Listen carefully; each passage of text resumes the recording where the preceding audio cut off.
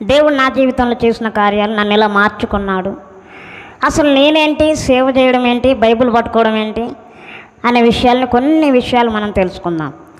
చెప్పాలంటే చాలా సమయం ఉంది, సమయం సరిపోదు, గంటలే ఉంది. కానీ చిన్నగా చెప్తా మీకు అర్థమయ్యే రూపంలో. నా పేరు పాల్ దేవకర్ణ అండి. నేను తెలంగాణ రాష్ట్రంలో మంచిర్యాల జిల్లాలోని రామకృష్ణాపూర్ అనే ఆ ఊరిలో నేను పుట్టాను. పుట్టినప్పుడు ఒకసారి లేమ్మా బాబు, అలాగే ఉన్నాను. పుట్టి నాకు 7 సంవత్సరాలు వచ్చేదాకా నేను అలాగే ఉన్నాను. నమ్ముతారో నమ్మరో, హైట్గా ఉన్నాను, పెరిగాను. అయితే నాకు 7 సంవత్సరాలు వచ్చిన తర్వాత ఇలా అవ్వడం మొదలుపెట్టా. నా శరీరము, దాని ఆకారం అంతా మారిపోవడము జరిగిందనమాట. ఎందుకు ఇలా జరిగింది అని డాక్టర్ల దగ్గరికి, స్పెషలిస్టుల దగ్గరికి, ప్రతి ఒక్కరి దగ్గరికి తీసుకెళ్లారు మా తల్లిదండ్రి. కానీ డాక్టర్లు ఏమన్నారు, తల్లి పాల లోపం కావచ్చు, లేదా పోలియో వచ్చిందని కావచ్చు అని కొంతమంది డాక్టర్లు అంటే, ఇంకా కొంతమంది డాక్టర్లు ఏమంటున్నారంటే మెడిసిన్ వాడండి లాభం ఉంటుంది అని కొంతమంది డాక్టర్లు చెప్పారనమాట. ఇంకో కొంతమంది డాక్టర్లు అసలు ఏ ప్రాబ్లం లేదు కానీ ఎందుకు ఇలా అయ్యారు అని కొంతమంది డాక్టర్లు. ఇంకొంతమంది డాక్టర్లు అది దేవుని సృష్టి అండి, మనం ఏం చేయలేమని కొంతమంది. హల్లెలూయా. అయితే ఇక్కడ మెయిన్గా చెప్తాను, నేను ఇలా పుట్టడానికి నాకు సిగ్గు లేదండి. ఎందుకంటే ఇలా పుట్టడం నా అదృష్టం అని అనుకుంటా నేను. ఎందుకంటే 100 మందిలో ఉన్నా నేను స్పెషల్గా కనబడతా. అది గర్వం కాదండి, కేవలం యేసయ్య అంత స్పెషల్గా ఉంచాడని నాకు అంత గర్వంగా అనిపిస్తూ ఉంటుంది, గర్వపడుతూ ఉంటాను. యేసయ్య, నేను 100 మందిలో ఉన్నా కూడా నన్ను గుర్తుపట్టేలాగా నన్ను సృష్టించావు కదా, నీకు నా స్తోత్రాలయ్యా అని చెప్తూ ఉంటాను. అందుకని మనం ఎప్పుడు అనుకోకూడదు, అయ్యో ఎందుకు నా ఈ వ్యర్థమైన జీవితము, నేను ఎందుకు పుట్టాను ఈ లోకంలో అని చెప్పి మనం ఎవరూ అనుకోకూడదు. మన జీవితం వెనకాల దేవుని గొప్ప ప్రణాళిక ఉంటుందంట. కాబట్టి మన పుట్టుక ఆయన దృష్టిలో బహుఘనమైనది. కాబట్టి మనం ఎప్పుడు కూడా నా జీవితం వ్యర్థము, నేను పుట్టి వేస్ట్, నా తల్లిదండ్రులే నన్ను తిడుతూ ఉన్నారు, అసహించుకుంటున్నారు అని చెప్పి మనం ఎప్పుడు బాధపడనక్కర్లా. నా తల్లిదండ్రి అండి, ఇప్పుడు నాకు 27 సంవత్సరాలండి. 27 సంవత్సరాల నుండి ఇంకా నన్ను పసిబిడ్డలాగా చూసుకుంటారు మా తల్లిదండ్రి. ఇందాక ఇక్కడ నిలబడ్డారుగా అయ్యగారు, మా నాన్నగారు అనమాట. మొదటిగా ఆయనే మా ఇంట్లో సేవకుడు, మేము ఎవరం కాదు. పాయింట్లోకి వెళ్తున్నా. మెయిన్గా మేము మొత్తము 5గురం సంతానం అండి మా తల్లిదండ్రికి. 5గురు సంతానం అయితే మొదటిగా పుట్టారు కరుణ జ్యోతి అని మా పెద్దక్క గారు. ఆమె నాలాగే ఉంటుంది, ఆమె నడవలేదు. ఆమెకు 18 వయసు రాగానే ఆమె ప్రభు సన్నిధికి వెళ్ళిపోయింది. ఆమెకి విపరీతమైన జ్వరం రావడంతో మా అమ్మగారు హాస్పిటల్ తీసుకెళ్ళి వస్తూ ఉంటే, అమ్మా నన్ను యేసయ్య రమ్మని పిలుస్తూ ఉన్నాడమ్మా, నేను వెళ్తున్నా అని ఈ భుజాలపై ఉండే మాట్లాడిందంట. ఇలా ఎత్తుకొని వస్తూ ఉంటే, అమ్మా నన్ను యేసయ్య రమ్మంటున్నాడు, నేను వెళ్తున్నా అని అనిందంట. మంచిర్యాల నుండి రామకృష్ణాపూర్ వచ్చే లోపు ఆటోలో ప్రాణం పోయింది ఆమెది. మా అమ్మగారు ఏడవకుండా, బాధపడకుండా ధైర్యం తెచ్చుకొని ఆ చనిపోయిన మన మనుషుల భాషలో డెడ్ బాడీ అంటాం కదండి, ఆ డెడ్ బాడీని తీసుకొచ్చి ఇంట్లో మంచంలో పడవేసింది.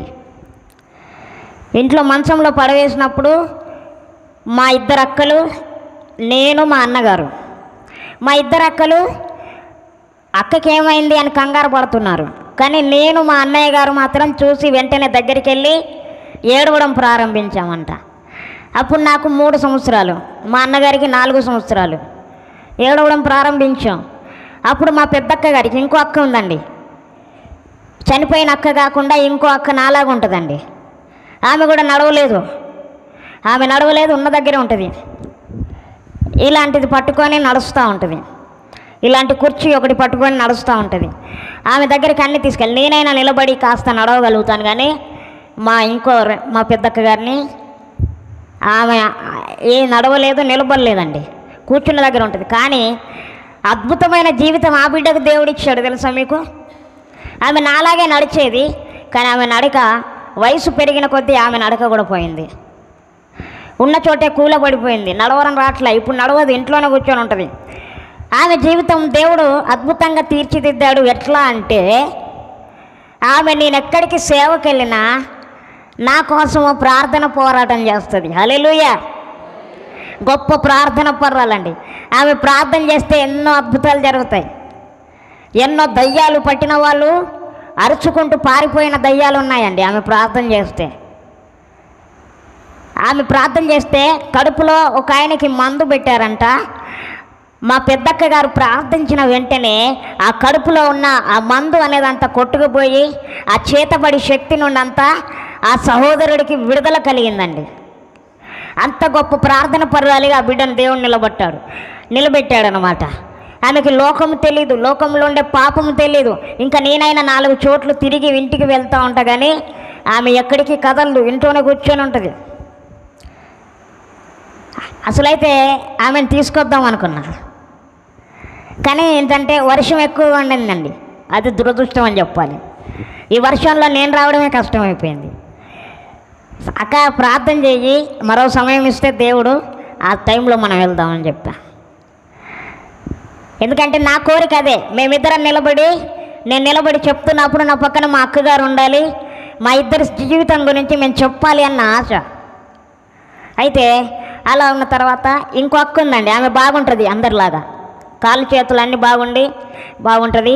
ఆమెకు వివాహం జరిగింది రీసెంట్గా, దేవుడు గర్భఫలాన్ని ఇచ్చాడు.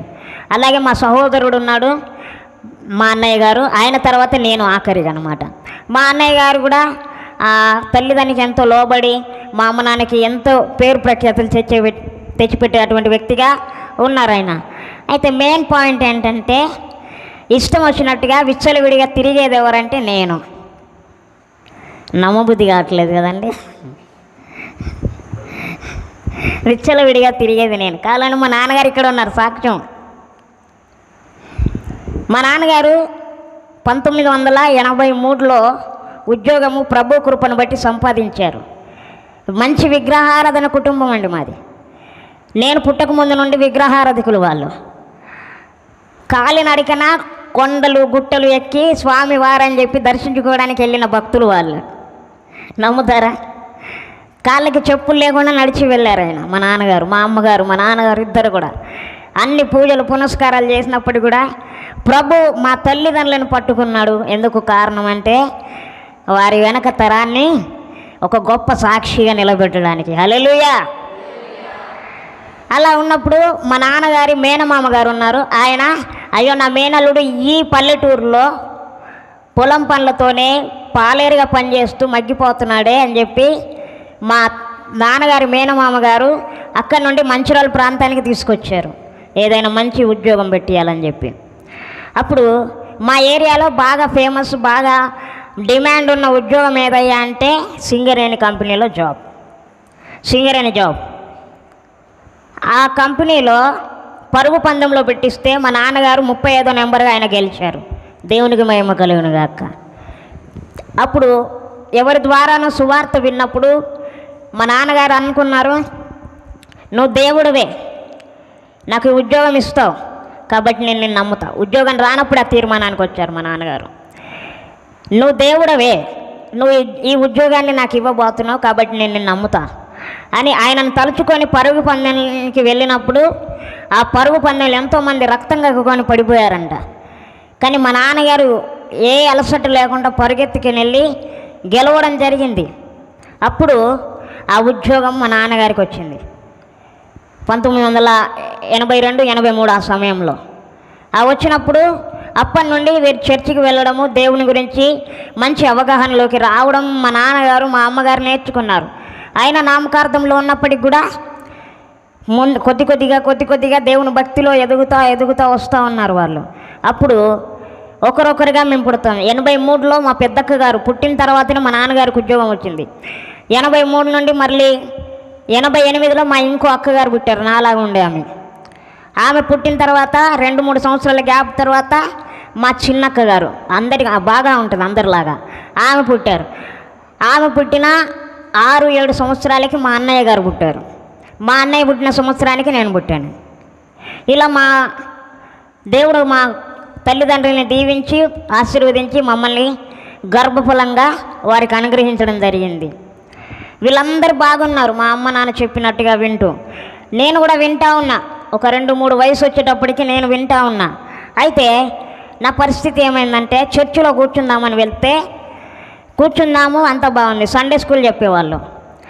సండే స్కూల్ వెళ్ళమని మా అమ్మగారు పంపిస్తే మేము వెళ్ళేవాళ్ళం. మా అన్నయ్య, నేను, ఇంకా చర్చికి వచ్చే పిల్లలందరం కూడా వెళ్ళేవాళ్ళం. అప్పుడు అక్కడ ఉన్న ఆ దైవజనుడు ఏమన్నవాడంటే, నువ్వు ఎక్కువసేపు నిలబడలేవు, నువ్వు బయటికి వెళ్ళిపో అని నన్ను త్రోసేసాడు. నువ్వు నిలబడలేవు, నువ్వు డ్యాన్స్ చేయలేవు, నువ్వు పాడలేవు, నువ్వు పాడినా మోసం వస్తుంది నీకు, కాబట్టి నువ్వు ఇక్కడ ఉండకూడదు, నువ్వు వెళ్ళి చర్చిలోకి వెళ్ళి కూర్చోపో అని చెప్పి నన్ను పంపించాడు ఆయన. అప్పుడు నేను అనుకున్నా, వ్యర్థం, నేను ఇక్కడికి వచ్చి వ్యర్థం, చర్చికి వచ్చి వ్యర్థం. నేను ఏ మనిషి కూడా నన్ను ఇష్టపడట్లేదు, ఏ మనిషి కూడా నన్ను ఇష్టపడట్లేదు, అసహ్యించుకుంటున్నారు, నాకు ఒక ఛాన్స్ ఇవ్వాలిగా, ఇవ్వట్లా. అయితే నువ్వు ఎక్కువసేపు నిలబడలేవు, డ్యాన్స్ చేయలేవు అన్నాడు. అంతకంటే గొప్ప విషయం ఏంటంటే, నేను సినిమాల్లో అంటే సినిమా పాటలకి డ్యాన్స్ కొరియోగ్రాఫర్గా చేశాను. డ్యాన్స్ మాస్టర్ దగ్గర అసిస్టెంట్ డ్యాన్స్ మాస్టర్గా ఉన్నాను. కొత్త స్టెప్పులు తీసుకొచ్చి మాస్టర్ గారికి చెప్తే ఆయన స్టూడెంట్స్కి చెప్పేవాడు. ఇలా ఉండి కూడా డ్యాన్స్ స్టెప్పులు అలా వేసానంటే అర్థం చేసుకోండి. అలా ఇక్కడ నాకు లేకపోతేనే మా మాస్టర్ గారి దగ్గరికి వెళ్తా. ఆయన నాకు గొప్ప విలువనిచ్చాడు, గొప్ప అధికారాన్ని ఇచ్చాడు కదా అని సినిమాల వైపు, లోకం వైపు పరిగెత్తడం మొదలుపెట్టా. ఆ సమయం నుండి చర్చికి వెళ్ళకుండా, దేవుణ్ణి ఆరాధించకుండా, దేవుణ్ణి ప్రార్థించకుండా ఉండడం. అప్పుడప్పుడు మా నాన్నగారు ఎదుగుతూ వస్తూ ఉంటే మా నాన్నగారికి దేవుడు పిలుపునిచ్చాడు సేవ కొరకు.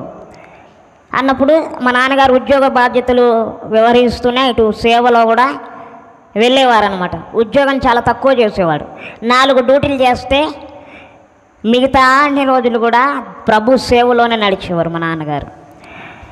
మమ్మల్ని అంత భయభక్తులుగా చిన్న వయసు నుండి పెంచేవారు. అలా పెంచేవారు మమ్మల్ని. మేము నలుగురము మేమేమైనా దెబ్బలాడుకున్నా, మేము 4 తోబుట్టువులను దెబ్బలాడుకున్నా కూడా మా నాన్నగారు కూర్చోబెట్టి, కొట్టేవారు కాదండి, తిట్టేవారు కాదు, కూర్చోబెట్టి బైబిల్ తెరిపించి వాక్యం చదివిపించి బుద్ధి మాట చెప్పేవారు మాకు. అట్లాంటి శిక్షణలో, అలాంటి బోధలో మేము పెరిగాం. దేవుని వాక్యం ఉంటుంది కదా, బాలుడు నడవవలసిన త్రోవను వాడికి నేర్పియండి, పెద్ద అయినాక వాడు దాని నుండి తొలగిపోడు అని చెప్పేవారు. సరే, నేను స్కూల్కి వెళ్ళాలి కదండి మనిషి అన్నప్పుడు. స్కూల్కి మీ పిల్లలు స్కూల్కి వెళ్ళకపోతే ఊరుకుంటారా మీరు? చెప్పండి అమ్మా, నోరు తెరిచి. ఊరుకోరు కదా. కానీ మా నాన్న ఊరుకునేవాడు.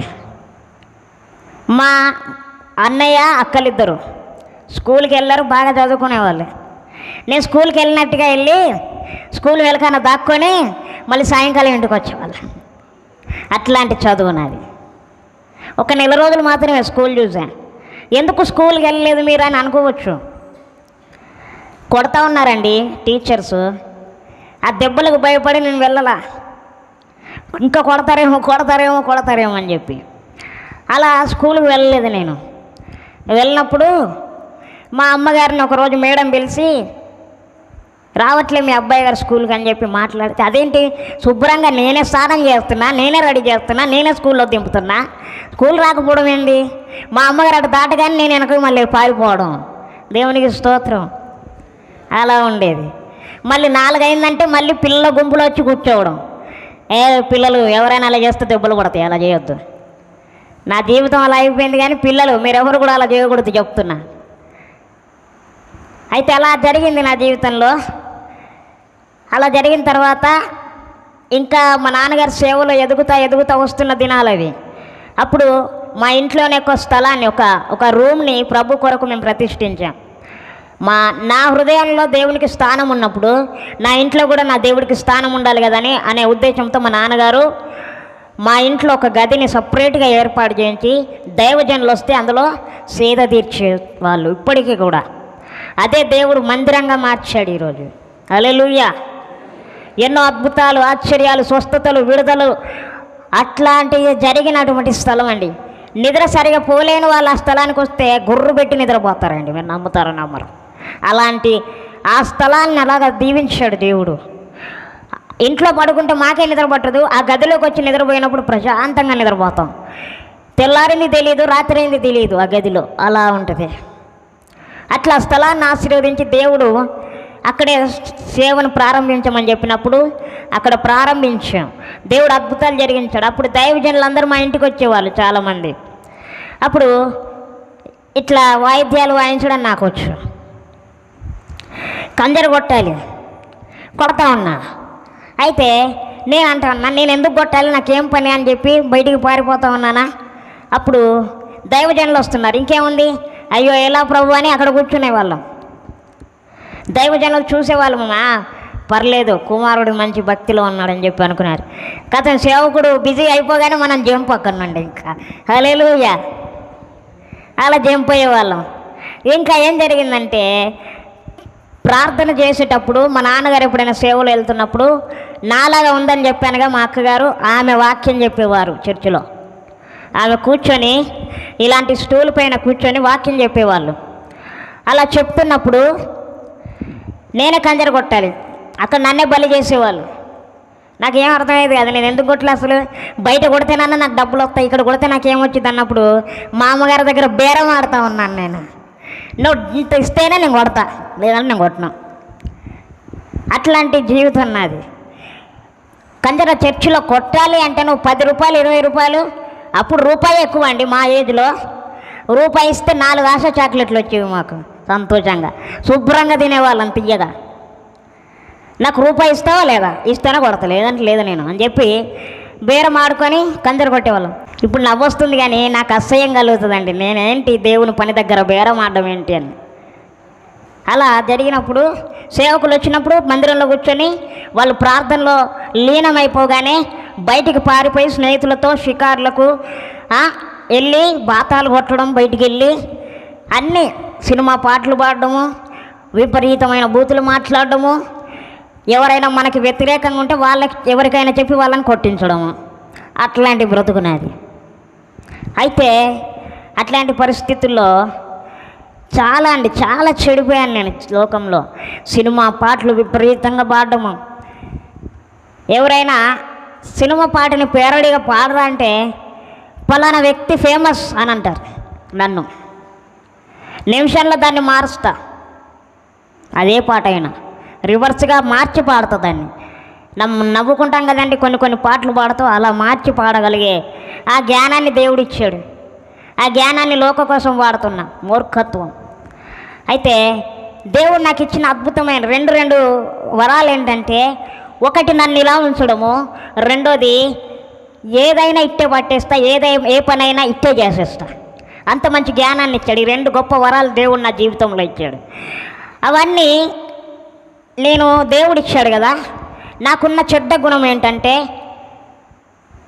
ఇవన్నీ నావే, దేవుడు ఎందుకు ఇస్తాడు నాకు అని. అయితే విపరీతమైన గర్వం, నా వయసు పెరిగినా కొద్దీ విపరీతమైన గర్విష్టిగా మారుతాను. ఇది నాది, ఏదైనా కావాలంటే ఎవడైనా నా దగ్గరికి రావాలి, నువ్వెంతరా నీ బ్రతికెంతరా అని మాట్లాడేటువంటి, ఎంత పెద్ద మొగోడైనా సరే నువ్వెంతరా నీ బ్రతికెంతరా అని మాట్లాడతా. అట్లాంటి జీవితం నాది. అప్పుడు ఏది చూసినా ఇట్టే పట్టేసి ఆ పని సక్రమంగా చేయగలిగే సామర్థ్యతను దేవుడు నాకు ఇచ్చాడు. అలా ఎదుగుతూ వస్తా ఉంటే అన్నీ నేర్చుకుంటా ఉన్నాను, పనులన్నీ నేర్చుకుంటా ఉన్నాను. ఆ జ్ఞానం పెరుగుతూ ఉంది, వయసు పెరుగుతూ ఉంది, బ్రతకాలి కదా, తినడానికి డబ్బులు కావాలిగా, అమ్మ వాళ్ళని అడిగితే ఏమి ఇవ్వరుగా మనకని చెప్పి జ్ఞానము వయసు అన్నీ పెరుగుతున్న సమయాల్లో సెల్ మెకానిక్గా పేరు తెచ్చుకున్నాను. ఏ మొబైల్ అయినా ఇట్టే రిపేర్ చేసి అలా బారేస్తాను అంతే. అట్లాంటి జ్ఞానం ఇచ్చాడు దేవుడు. అదేంటంటే మీకు చదివే లేదు, అయ్యట్లే చేస్తారు మీరు అని అంటారేమో. దేవునికి సమస్తము సాధ్యమే. నమ్మేవాళ్ళు స్తోత్రం చెప్తారా? అదే దేవుడిది కాదు అనేది లేదు. ఆయన అనుకుంటే అది అయి తీరాల్సిందే, జరిగి తీరాల్సిందే ఖచ్చితంగా. అయితే అలా జరుగుతున్నప్పుడు ఒక వ్యక్తి ఉన్నాడు అక్కడ, లోకం వైపు నడిపించే సాతానుడు అన్నమాట.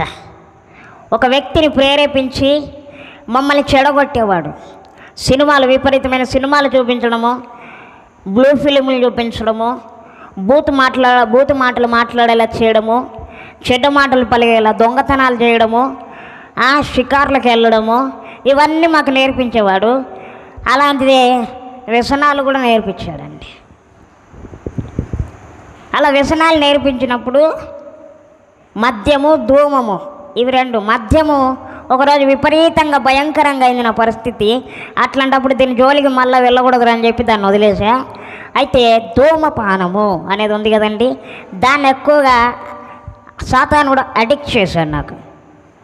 తిన్నది ఉండాలి, త్రాగినది ఉండాలి, ఉదయం లేవగానే అది ఉండాలి, టీ కాఫీ తాగిన అది ఉండాలి, ఇవన్నీ సాయంకాలము, మధ్యాహ్నం, ఉదయం లేచిన దగ్గర నుండి పడుకునేదాకా అది ఉండాలి.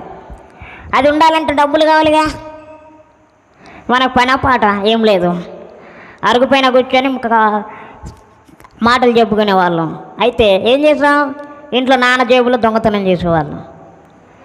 ఇది జరిగిందా? ఇంకా ఆశ్చర్యమైన విషయం ఏంటంటే, నాన్నగారి జేబులో తీస్తే డౌట్ వచ్చిద్దేమో అని మా అక్కగారు హుండీలో దాచుకున్న డబ్బులు కూడా తీసుకున్నా. ఇది ఇంకా డౌట్ వస్తుందేమో అని. పాపిష్టి పని ఏంటంటే, ప్రభు కానుకలో నుండి కూడా దొంగలించిన రోజులు ఉన్నాయి. అర్థమవుతుందా మీకు? ఎంత పనికి మాలిన చెత్త జీవితం అన్నది. అట్లాంటి పరిస్థితుల్లో అట్లా అడిక్ట్ అయిపోయినప్పుడు అలా గడుస్తూ వస్తూ ఉంటే, వీళ్ళు ఎక్కడికి మీటింగ్స్కి వెళ్ళినా, ప్రేయర్స్కి వెళ్ళినా, ఏది చేసినా నేను వెళ్ళేది కాదు. నేను వెళ్ళకపోదునండి. వీళ్ళందరూ శుభ్రంగా ధారాళంగా వెళ్ళేవాళ్ళు మీటింగ్స్ అన్నిటికీ. మా ఏరియాలో ఎవరు మీటింగ్స్ పెట్టినా వీళ్ళందరూ వెళ్తారు. నేను వెళ్ళను. ఇంట్లో కూర్చొని సినిమాలు, పాటలు ఇవే.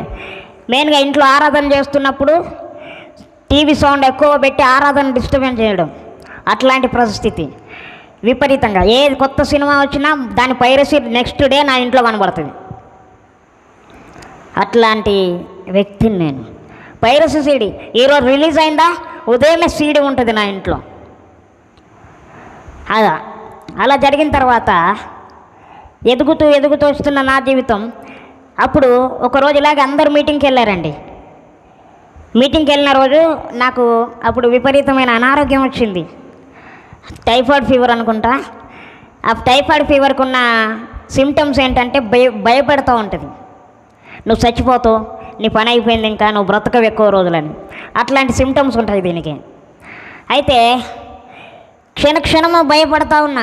ఏంది భయం నన్ను ఎట్లా వెంటాడుతుందని నాకు అర్థం కాల. అయితే అలాంటి టైంలో టీవీ ఏదో సినిమా వస్తుంది, సినిమా చూస్తున్నా. మనం చిరంజీవి ఫ్యాన్ కదండి, ఆ సినిమాలు బాగా చూస్తున్నాం. ఆ సినిమా చూస్తూ ఉన్నా, అందులో బ్రేక్ వచ్చింది. ఎందుకో మార్చాను ఊరికే. మారిస్తే 7 గంటల సమయంలో టీవీ మారిస్తే శుభవార్త ఛానల్ అక్కడ ఓపెన్ అయిందండి. ఆ రిమోట్ పనిచేయట్లే. నా దరిద్రం ఏంటంటే, ఒత్తుతుంటే పనిచేయట్లా, నొక్కుతున్నా, ఎంత నొక్కినా రిమోట్ పనిచేయట్లే. ఆ శుభవార్త ఛానల్ దగ్గర ఆగింది. అక్కడ దైవజనుడు వాక్యం చెప్తా ఉన్నాడు. ఒకసారి ఆ వాక్యాన్ని మనం తీసి జ్ఞాపకం చేసుకుందాం. ఆ వాక్యమే నా జీవితాన్ని మార్చిందని చెప్పొచ్చు. 139వ కీర్తన మొదటి నుండి కొన్ని వచనాలు మనము జ్ఞాపకం చేసుకుందాం.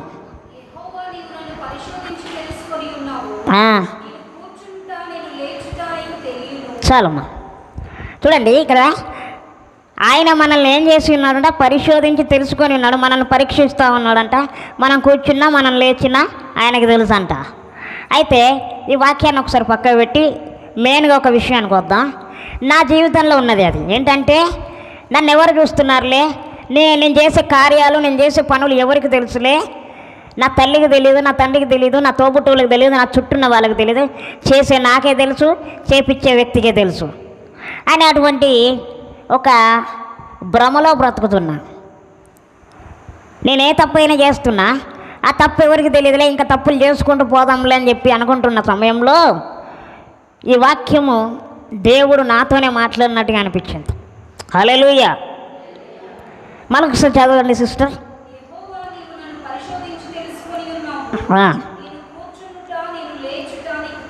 చాలు. ఇప్పుడు నాకు భయమైంది, మళ్ళీ ఇంకెక్కువగా భయమైందండి. నేను కూర్చుంటా, నేను లేచుటే నాకు తెలుసు అంటే ఇది ఎక్కడి కర్మరా బాబు అని చెప్పి నేను అనుకుంటా ఉంటే ఇంకా ఆ దైవజనులు అంటున్నాడు, ఓ యవనస్తుడా, ఎవరు చూడట్లేదని ఎగురుతున్నావేమో, జాగ్రత్త అని అన్నాడు దైవజనుడు. అంతే, గుండెలో పిడుగుపడినంత భయమైందండి. ఎవరికైనా పిడుగుపడితే భయమేనా అండి? నాకు తెలిసి అందరికీ భయమే, అంత భయం వేసింది. ఓ యవనస్తుడా, నువ్వు చేసేవి ఎవరికి తెలియదని ఎగురుతూ ఉన్నావేమో, నువ్వు సంబరపడిపోతున్నావేమో, కానీ నిన్ను పరిశోధించే దేవుడికి సమస్తము తెలుసు సుమి అని దైవజనులు వాక్యం చెప్తా ఉన్నారు అక్కడ. ఆ కింది వచనాలు ఇంకా చదవండి అమ్మా.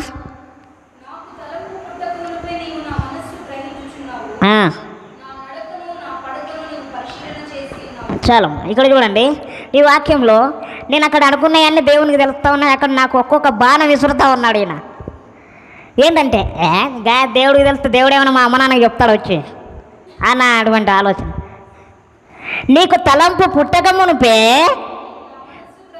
అదిగో ఈయనెక్కడ దేవుడు నాయన అనుకుంటున్నా. నాకు తలంపు పుట్టక మునిపి అది తెలిసిందంట. మరి ఈయనకి అసలు మా అమ్మకి మా నాయనకే తెలియదు, ఈయనకి ఎట్లా తెలుస్తుంది అసలు అని అనుకుంటా ఉన్నా. ఎందుకంటే అట్లాంటి మూర్ఖత్వంలో ఉన్నాను. మంచి క్రైస్తవ కుటుంబంలో ఉన్నాను, మంచి భయభక్తిలో నడిపించే ఒక మంచి తండ్రి చేతిలో ఉన్నాను. అయినప్పటికీ కూడా నా ప్రవర్తన, నా నడవడిక ఎలా తప్పిపోయిందో చూడండి. అంటే ఇక్కడ మనం అర్థం చేసుకోవాల్సింది, నువ్వు ఎంత గొప్ప విశ్వాసమైనా, నువ్వు ఎంత మంచి కాపరివైనా, సాతానుడు గురి పెట్టాడంటే నువ్వు పడిపోక తప్పదంతే. మరి నువ్వు కాపాడబడాలంటే ఏమో మాకు తెలియదండి, అది కూడా మీరే చెప్పండి అంటారేమో. అదే అంటారు, ఇంకేమంటారు? అవును, ఆయన బలిష్టమైన చేతి కింద మనం ఏమై ఉండాలి? దీన మనస్కులమై ఉండాలి. అబ్బే ఈరోజు అది లేదండి మనకి. దీనత్వమా? ఎవరైనా ఏంట్రా అన్నాడే, ఏంద్రా నువ్వు నాకు చెప్పేవాడు, నువ్వు రా ఇట్లా నీ సంగతి చెప్తాడా అని అనకపోతే చాలు. మనం అలా బ్రతుకుతున్నాం మనం ఈ రోజుల్లో. ఇంకా మన సహోదరులు బిందెలు పట్టుకొని నీళ్ళ దగ్గరికి వెళ్తే చెప్పనక్కర్లా, వాళ్ళ విశ్వరూపం అక్కడ కనబడుతుంది మనకి. ఒకరోజు పాస్టర్ గారు వెళ్ళారంట ఇలాగే, సైకిల్ మీద వెళ్తూ ఉంటే పాస్టర్ గారు సంఘంలో ఎంతో భయభక్తులు కలిగిన స్త్రీ, ఎంతో అనుకోగలిగిన స్త్రీ, అయ్యగారని ఎంతో మంచి పరిచర్య చేస్తూ ఉంది చర్చిలో. ఎందుకో అయ్యగారు పాపం ఆయన దురదృష్టం అని చెప్పాలి. ఆ రోజు సైకిల్ దొక్కుతూ వెళ్తూ ఉన్నాడంట. ఆ నీళ్ళ దగ్గర ఈవిడ గారి బిందె పై ఎత్తంట. ఈమె బిందెతో 4 బిందెలు సొట్టబడిపోతూ ఉన్నాయి అంతే. అంటే చూడండి ఆమె విశ్వరూపం ఎలా ఉందో. సంఘంలోనేమో మెత్తగా కనబడుతుంది, సంఘం అవతలనేమో ఎట్టా కనబడుతుంది, నా అంతటి వ్యక్తి లేదు ఇంకా అని చెప్పి కనబడుతూ ఉంది ఈమె. జాగ్రత్త, అలాంటి వాళ్ళు ఎవరైనా ఉంటే నేను కాదు, పరిశీలించేవాడు పరీక్షించేవాడు ఉన్నాడు ఆయన. మా సేవకునికి ఏం తెలుసులే, మా పాస్టర్ గారికి ఏం తెలుసులే అని చెప్పి అనుకుంటున్నామేమో. పాస్టర్లు మేము పనికిరాం, పనికొచ్చేవాడు ఒకడు ఉన్నాడు, ఆయన మిమ్మల్ని పనికి రాకుండా చేస్తాడు ఇప్పుడు అలా లేకపోతే. జాగ్రత్త, అలాంటి జీవితం నాది, అలా ఉన్న జీవితం నాది, నన్నెవరు చూస్తారు అని చెప్పి. అయితే అలా జరిగిన తర్వాత చదవండి అమ్మ కింది వచనాలు.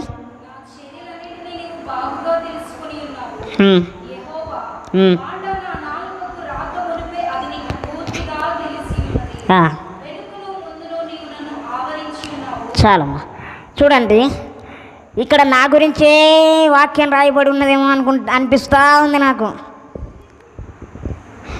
ఇంకేం చేస్తాం? అప్పుడు ఏదో ప్రశాంతత నాకు కలిగింది ఆ సమయంలో. దైవజనులు అంటూ ఉన్నాడు, చూడు యవ్వనస్తుడా, ఈ లోకంలో నువ్వు ఎంత చేసినా ఏది సంపాదించినా వ్యర్థమైంది, కానీ నువ్వు ప్రభు కోసం జీవించడమే బహుఘనమైనది అని చెప్పాడు. ఆ మాటలు ఇప్పటికీ నేను మర్చిపోనండి. ఈరోజు ఈ కార్యక్రమం వీక్షిస్తున్న యవనస్తుడా అలా ప్రభు నీతోనే మాట్లాడుతున్నాడేమో అని చెప్పి దైవజనుడు అంటూ ఉన్నాడు. నీ జీవితం ఇలా ఉందేమో, నన్ను ఎవరు చూస్తున్నారు, నన్ను ఎవరు చూడట్లేదులే అని విచ్చలవిడిగా ఇష్టం వచ్చినట్టు ఉన్నావేమో, కానీ చూసే ప్రభు ఉన్నాడు. జాగ్రత్త, ప్రతి దానికి నువ్వు లెక్కప్ప చెప్పాలి, జాగ్రత్త అని దైవజనుడు హెచ్చరిస్తూ ఉన్నాడు ఆ టీవీ ప్రోగ్రాంలో. అప్పుడు నాకు ఒక చల్లటి ప్రశాంతత వచ్చిందండి. నిజమే, ఇన్ని రోజులు నేను ప్రభువుని దుఃఖపరిచాను, ఇన్ని రోజులు నేను ప్రభువుని బాధ పెట్టాను, నేను నా ప్రవర్తనతో, నా మాటలతో, నా చూపులతో. ఎందుకంటే ఎంతసేపు ప్రార్థన, నాకు ఆకలి అవుతుందంటే చూసేవాళ్ళు లేరు, నాకు దాహం వేస్తుందంటే చూసేవాళ్ళు లేరు. ఎప్పుడు ప్రార్థన ఇదే గోల వీళ్ళకి, ఏం చేసి పెడతాడు వీళ్ళ దేవుడికి అని అటువంటి ఆలోచనలో ఉన్నానండి. అలా ఉన్నప్పుడు అట్లాంటి మాటలన్నీ గుర్తొస్తున్నాయి నాకు. నేను ఇలా మాట్లాడాను కదా, నా చర్యలన్నిటినీ బాగా తెలుసుకున్న దేవుడు. నిజంగా నా గురించి తెలుసేమో మరి ఈయనకి. అన్నప్పుడు ఈరోజే నువ్వు పశ్చాత్తాపపడు అని దైవజనుడు మాట్లాడుతూ ఉన్నాడు. నాకు అప్పుడు పశ్చాత్తాపం కలిగింది. అయ్యా, నేను నిజంగా తప్పు చేశాను కదా. నాకు ప్రార్థన చేయడం కూడా రాదండి, మరి మంచి క్రైస్తవ కుటుంబంలో ఉన్న పేరుకే, కానీ ప్రార్థన కూడా ఎలా చేయడం కూడా తెలియదు నాకు. ప్రార్థన ఎలా చేయడమో కూడా తెలియదండి.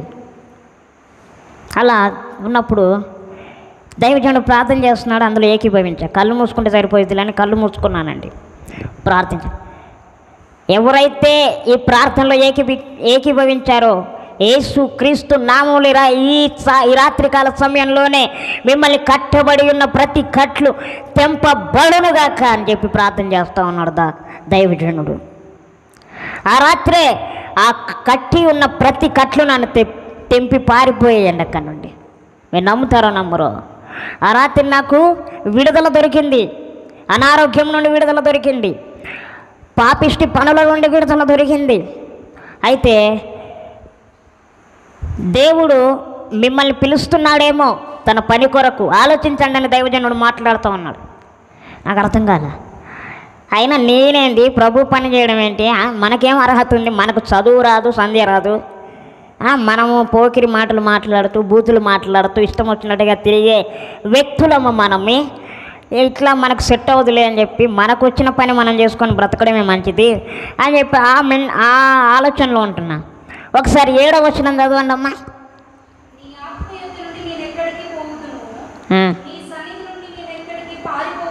చాలమ్మా. చూడండి, ప్రతి మాట ఆ రోజు దేవుడు నాతోనే కాదు, ఈరోజు నీతోనే మాట్లాడుతున్నాడేమో, పరీక్షించుకో. అదేంటండి మేము పులిపీఠం ఎక్కి వాక్యం చెప్పాలా అని అనుకోకండి. చర్చిలో కూర్చొని పాటలు పాడడం కూడా పరిచర్య, తెలుసా మీకు? తెలియని వారికి దేవుని మాటలు చెప్పడం కూడా పరిచర్యే. రేపు అడుగుతాడు దేవుడు, నువ్వు ఎంత బ్యాంక్ బ్యాలెన్స్ వేసావని కాదు, నీ వెనకాల ఎంత బ్యాంక్ బ్యాలెన్స్ నువ్వు కూడబెట్టావని అడగడు. నీ ఆస్తుల వివరాలు ఏంటి, నీకెన్ని భూములు జాగలు ఉన్నాయి, నీకెన్ని బంగ్లాలు బిల్డింగులు ఉన్నాయి, ఎన్ని కార్లు ఉన్నాయని అడగడు. ఆయన అడిగే ప్రశ్న ఒకటే, నా కోసము ఎంతమందిని రక్షించగలిగావు ఆయన అడుగుతాడు. ఈ రాత్రికాల సమయంలో ఈ సంఘంలో ఉన్న మీతోనే దేవుడు మాట్లాడుతూ ఉన్నాడు. ప్రియమైన సహోదరి సహోదరుడా, ఈ రాత్రి ప్రభు వస్తే నీ పరిస్థితి ఏంటి? నువ్వేం చెప్తావు దేవుడికి? నేను చెప్పమని నా పని చేసావా అని అడుగుతాడు. అప్పుడు ఏం చెప్తావు? సరే, మన లాంగ్వేజ్లో మాట్లాడుకుందామండి. ఇప్పుడు స్కూల్కి వెళ్ళే పిల్లలు ఉన్నారు, పిల్లలకి హోంవర్క్ ఇస్తారు, కొన్ని వర్క్ ఇస్తూ ఉంటారు, ఇది చేయండి అది చేయండి అని. వాళ్ళు చేయకపోతే నెక్స్ట్ డే ఏం చేస్తారండి టీచర్లు? పనిష్మెంట్ ఎలా ఉంటుంది తెలుసు మనకి. దేవుడు ఆ పనిష్మెంట్ ఇవ్వట్లేదనే కదా ప్రభు చెప్పిన ఏ పని మనం చేయట్లేదు. జాగ్రత్త. కాబట్టి ప్రియమైన సహోదరుడా, ఇంకా కొన్ని విషయాలు నేను జ్ఞాపకం చేస్తా, అవి చెప్పి నేను ముగిస్తాను. ఏంటంటే, అలా నేను వెంటనే నాకు పశ్చాత్తాపం కలిగింది. నా ఆత్మని యుద్ధం నుండి ఎక్కడికి పారిపోతుంది. నేను ఎక్కడికి పోయినా ఆయనకు తెలుసు, ఆయన లాగుతాడు నన్ను అంతే. అంటే అక్కడ నేను అర్థం చేసుకుంది ఏంటంటే, నేను ఏడికి పోయినా ఎక్కడ ఏ సందులో గొంతులో దాక్కున్నా కూడా ఆయన లాగుతాడు నన్ను అని నాకు అర్థమైంది. చిన్న పెట్టె చేసుకొని అందులో దాక్కున్నా కూడా నన్ను బయటకు లాగుతాడు. అది నాకు తెలిసింది. ఇక అది తెలిసినాక ఏం చేస్తాం? సరే ప్రభా, తప్పేంది ప్రభా, క్షమించి ప్రభా అన్నప్పుడు వచ్చాను. దైవజనులకి ఫోన్ చేసే వెంటనే, అయ్యగారు మీ వాక్యం విన్నా, నేను బలపడ్డాను, నాకు ఇలా జరిగింది, ఇలా ఉన్న వ్యక్తిని నేను, నన్ను ఇలా మార్చాడు దేవుడు ఈరోజు మీ మాటలతో. అసలు ఎలా మాట్లాడాలో కూడా తెలియదు దైవజనులతో. నాకు ప్రైజ్ లాడ్ చెప్పామా, వందనాలయ్యా అన్నామా, పక్కకి వెళ్ళాము, అంతే. ఇంతకంటే ఏం తెలియదు. ఎలా ఇంట్లో మర్యాద ఇవ్వాలి అలా నాకు తెలియదు. అసలు ఫోన్ చేశాను, ఎలా మాట్లాడానో కూడా నాకు తెలియదండి. అయ్యగారు ప్రార్థన చేశారు. అది జరిగిన ఒక 3-4 సంవత్సరాలకి హైదరాబాద్ ప్రాంతంలో ఉజ్జీవ కూటములు ఏర్పాటు చేశారు దైవజనులు. ఇంతకైనా పేరు చెప్పలేదు కదా మీకు. నా ఆత్మీయ తండ్రి అయిన డాక్టర్ ఎన్ జయపాల్ గారు.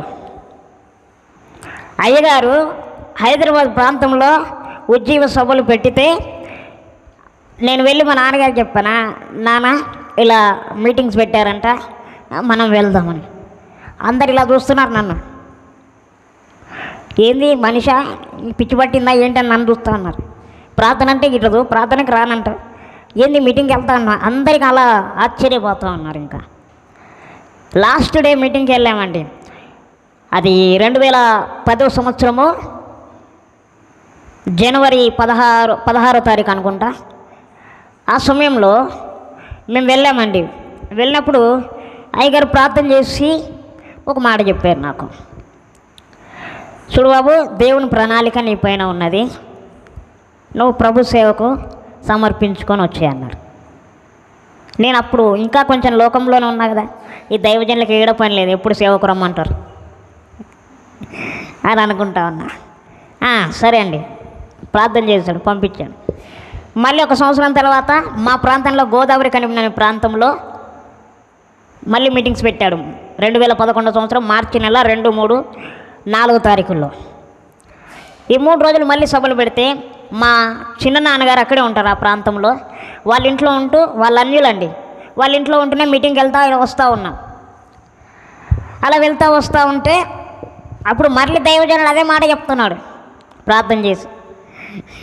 ఏం చేయాలి నాకు అర్థం కావట్లా. నేను ఒకటే మాట అన్నా, అయ్యా నాకు చదువు రాదు, లోక జ్ఞానం అంటారా చాలా ఉంది, ఈ దైవికమైన జ్ఞానం అనేది నాకు లేదండి, ఆఖరికి ఒక సేవకునితో ఇలా మాట్లాడాలో కూడా నాకు తెలియదండి అని చెప్పి అన్నాను. అన్నప్పుడు నువ్వు ఇవన్నీ నాకు చెప్పకు, ప్రభు నన్ను ప్రేరేపించాడు నీకు చెప్పమని చెప్పాను, అంతే. నువ్వేం ఆలోచించకుండా చెన్నైకి వచ్చాయి అన్నాడు ఆయన. నువ్వేం ఆలోచించకుండా చెన్నైకి వచ్చాయి అన్నాడు ఆయన. చెన్నై ఇక్కడ ఉందా అక్కడ ఉందా, ఏదో పక్క సందులో ఉన్నట్టు పిలుస్తున్నాడు ఈయన అనుకున్నా. కానీ అద్భుతం ఏంటంటే చెన్నైకి వెళ్ళానండి, వెళ్ళాను. దైవజనులే అయ్యగారు జయపాల్ అయ్యగారు బాప్తిసం ఇచ్చారు. మళ్ళీ అదే మాట చెప్తున్నారు, లేదు నువ్వు వృధా చేయకు సమయాన్ని, దేవుడు అంతగా నిన్ను కోరుకుంటూ ఉన్నాడు, దేవుడు అంతగా నిన్ను రమ్మని పిలుస్తూ ఉన్నాడు తన పని కొరకు. నువ్వు ఆలోచించకు, దేవుని పైన నిండారుగా ఉన్నది నీ ఆలోచన, దేవుని ఆలోచన అంతా కూడా. కాబట్టి దేవుడిచ్చిన సమయాన్ని పోగొట్టుకోవద్దు అని చెప్తున్నాడు. లేదయ్యా, ఒక మాట ఆడినాను, నాకు డౌట్ వచ్చి, అయ్యా అందరి కాలు చేతులు బాగున్న వాళ్ళే బైబిల్ పక్కన విసిరేసి పారిపోతున్న రోజులు ఇవి, కొంతమంది దైవజనుల పరిస్థితి. అలాంటిది నేను ఏమి బాగలేను, నేను సేవకు వచ్చి నేను ఏం చేయాలండి, నన్ను ఒకరు తీసుకెళ్ళాలి, ఒకరు తీసుకురావాలి, ఒకరు తినిపించాలి, ఒకరు అది చేయాలి, ఇది చేయాలి, నేను ఎలా చేయగలుగుతానండి అని దైవజనులను అడిగాను. నేను అడిగినప్పుడు దైవజనులు ఒక మాట అన్నారు, ఆకాశ పక్షులను చూడు, విత్తవు కోయవు, కోట్లలో కోర్చుకో, వాటిని పోషించిన దేవుడు నేను పోషించడా, వాటినే చూసుకుంటున్న దేవుడు నేను చూసుకోడా అని చెప్పి ఒక మాట అన్నాడు. తర్వాత ఇంకో మాట చెప్పాడు, చూడు నువ్వు భయపడుతున్నావు కదా, నీకంటే బలహీనంగా ఉన్న వ్యక్తిని చూపిస్తా నేను, నీకంటే హీనమైన పరిస్థితిలో ఉన్న వ్యక్తిని చూపిస్తా నేను, వాడు ప్రార్థన చేస్తే దయ్యాలు దద్దరిల్లి పారిపోతున్నాయి ఈరోజు అని చెప్పాడండి నాకు. అని అప్పుడు ఎలీషా అని మా సంఘంలో వ్యక్తి, వాడు ప్రార్థన చేస్తే దయ్యాలు దద్దరిల్లుతాయి, అనేక స్థలాల్లో వాడిని సేవకు పిలుస్తూ ఉన్నారు, వాడు వెళ్తూ ఉన్నాడు, వానికంటే నువ్వు ఇంకా 100 రెట్లు బాగున్నావు, వాడు కూర్చున్న చోటే ఉంటాడు, వాడిని ఇలా ఎత్తుకొని తీసుకెళ్ళాలి, వాడిని ఇంకా నువ్వు నడుస్తున్నావు, ఇంకా నువ్వు మాట్లాడగలవు, వాడు ఇంతే ఉంటాడు, ఇంతే చేతిలో ఇంతే ఉంటాడు అని చెప్పి అన్నారు. అప్పుడు ఆ అన్న పరిచయం అయ్యాడు నాకు. ఆ అన్న పరిచయం చేసుకున్న తర్వాత ఆ అన్న కూడా ఎంతో బలపరిచి ధైర్యపరిచి, నువ్వు రా సేవకి, నువ్వు ఆలోచించకు, నన్ను చూడొకసారి అని అన్నాడు. అప్పుడు నాకు ధైర్యం కలిగింది, ఇలా ఉన్న వ్యక్తి సేవ చేయగలుగుతున్నాడే, నేను చేయలేనా అని ఒక ధైర్యం వచ్చింది. అక్కడ వచ్చిన డౌట్ ఏంటంటే ఏలుముద్ర మనది ఏంటండి, ఏలుముద్ర. చదువు రాదు, ఏది రాదు. సంతకం పెట్టమంటే ఏలుముద్ర వేసే రకం మనం. ఇంకెక్కడికి ఆశ ఇక మళ్ళీ మొత్తం క్లోజ్ అయిపోయింది ఆలోచన అంతా. మళ్ళీ లోకం బాటను ఇంకా ఏదో ఒక ఉద్యోగం చేసుకోవాలి, ఒక విశ్వాసం ఉండాలని చెప్పి ఒక ఆలోచన వచ్చింది. అంటే దేవుడు అట్లా జ్ఞానం ఇచ్చాడు, ఏదైనా ఇట్టే చూస్తే పట్టే జ్ఞానాన్ని ఇచ్చాడు. అట్లా ఒక ఆఫీస్లో, ఎన్ఐటి అనే ఆఫీస్లో డాటా ఎంట్రీలో అగ్రికల్చర్ కింద ఆ పోస్ట్ నాకు వచ్చింది. దేవునికి స్తోత్రం.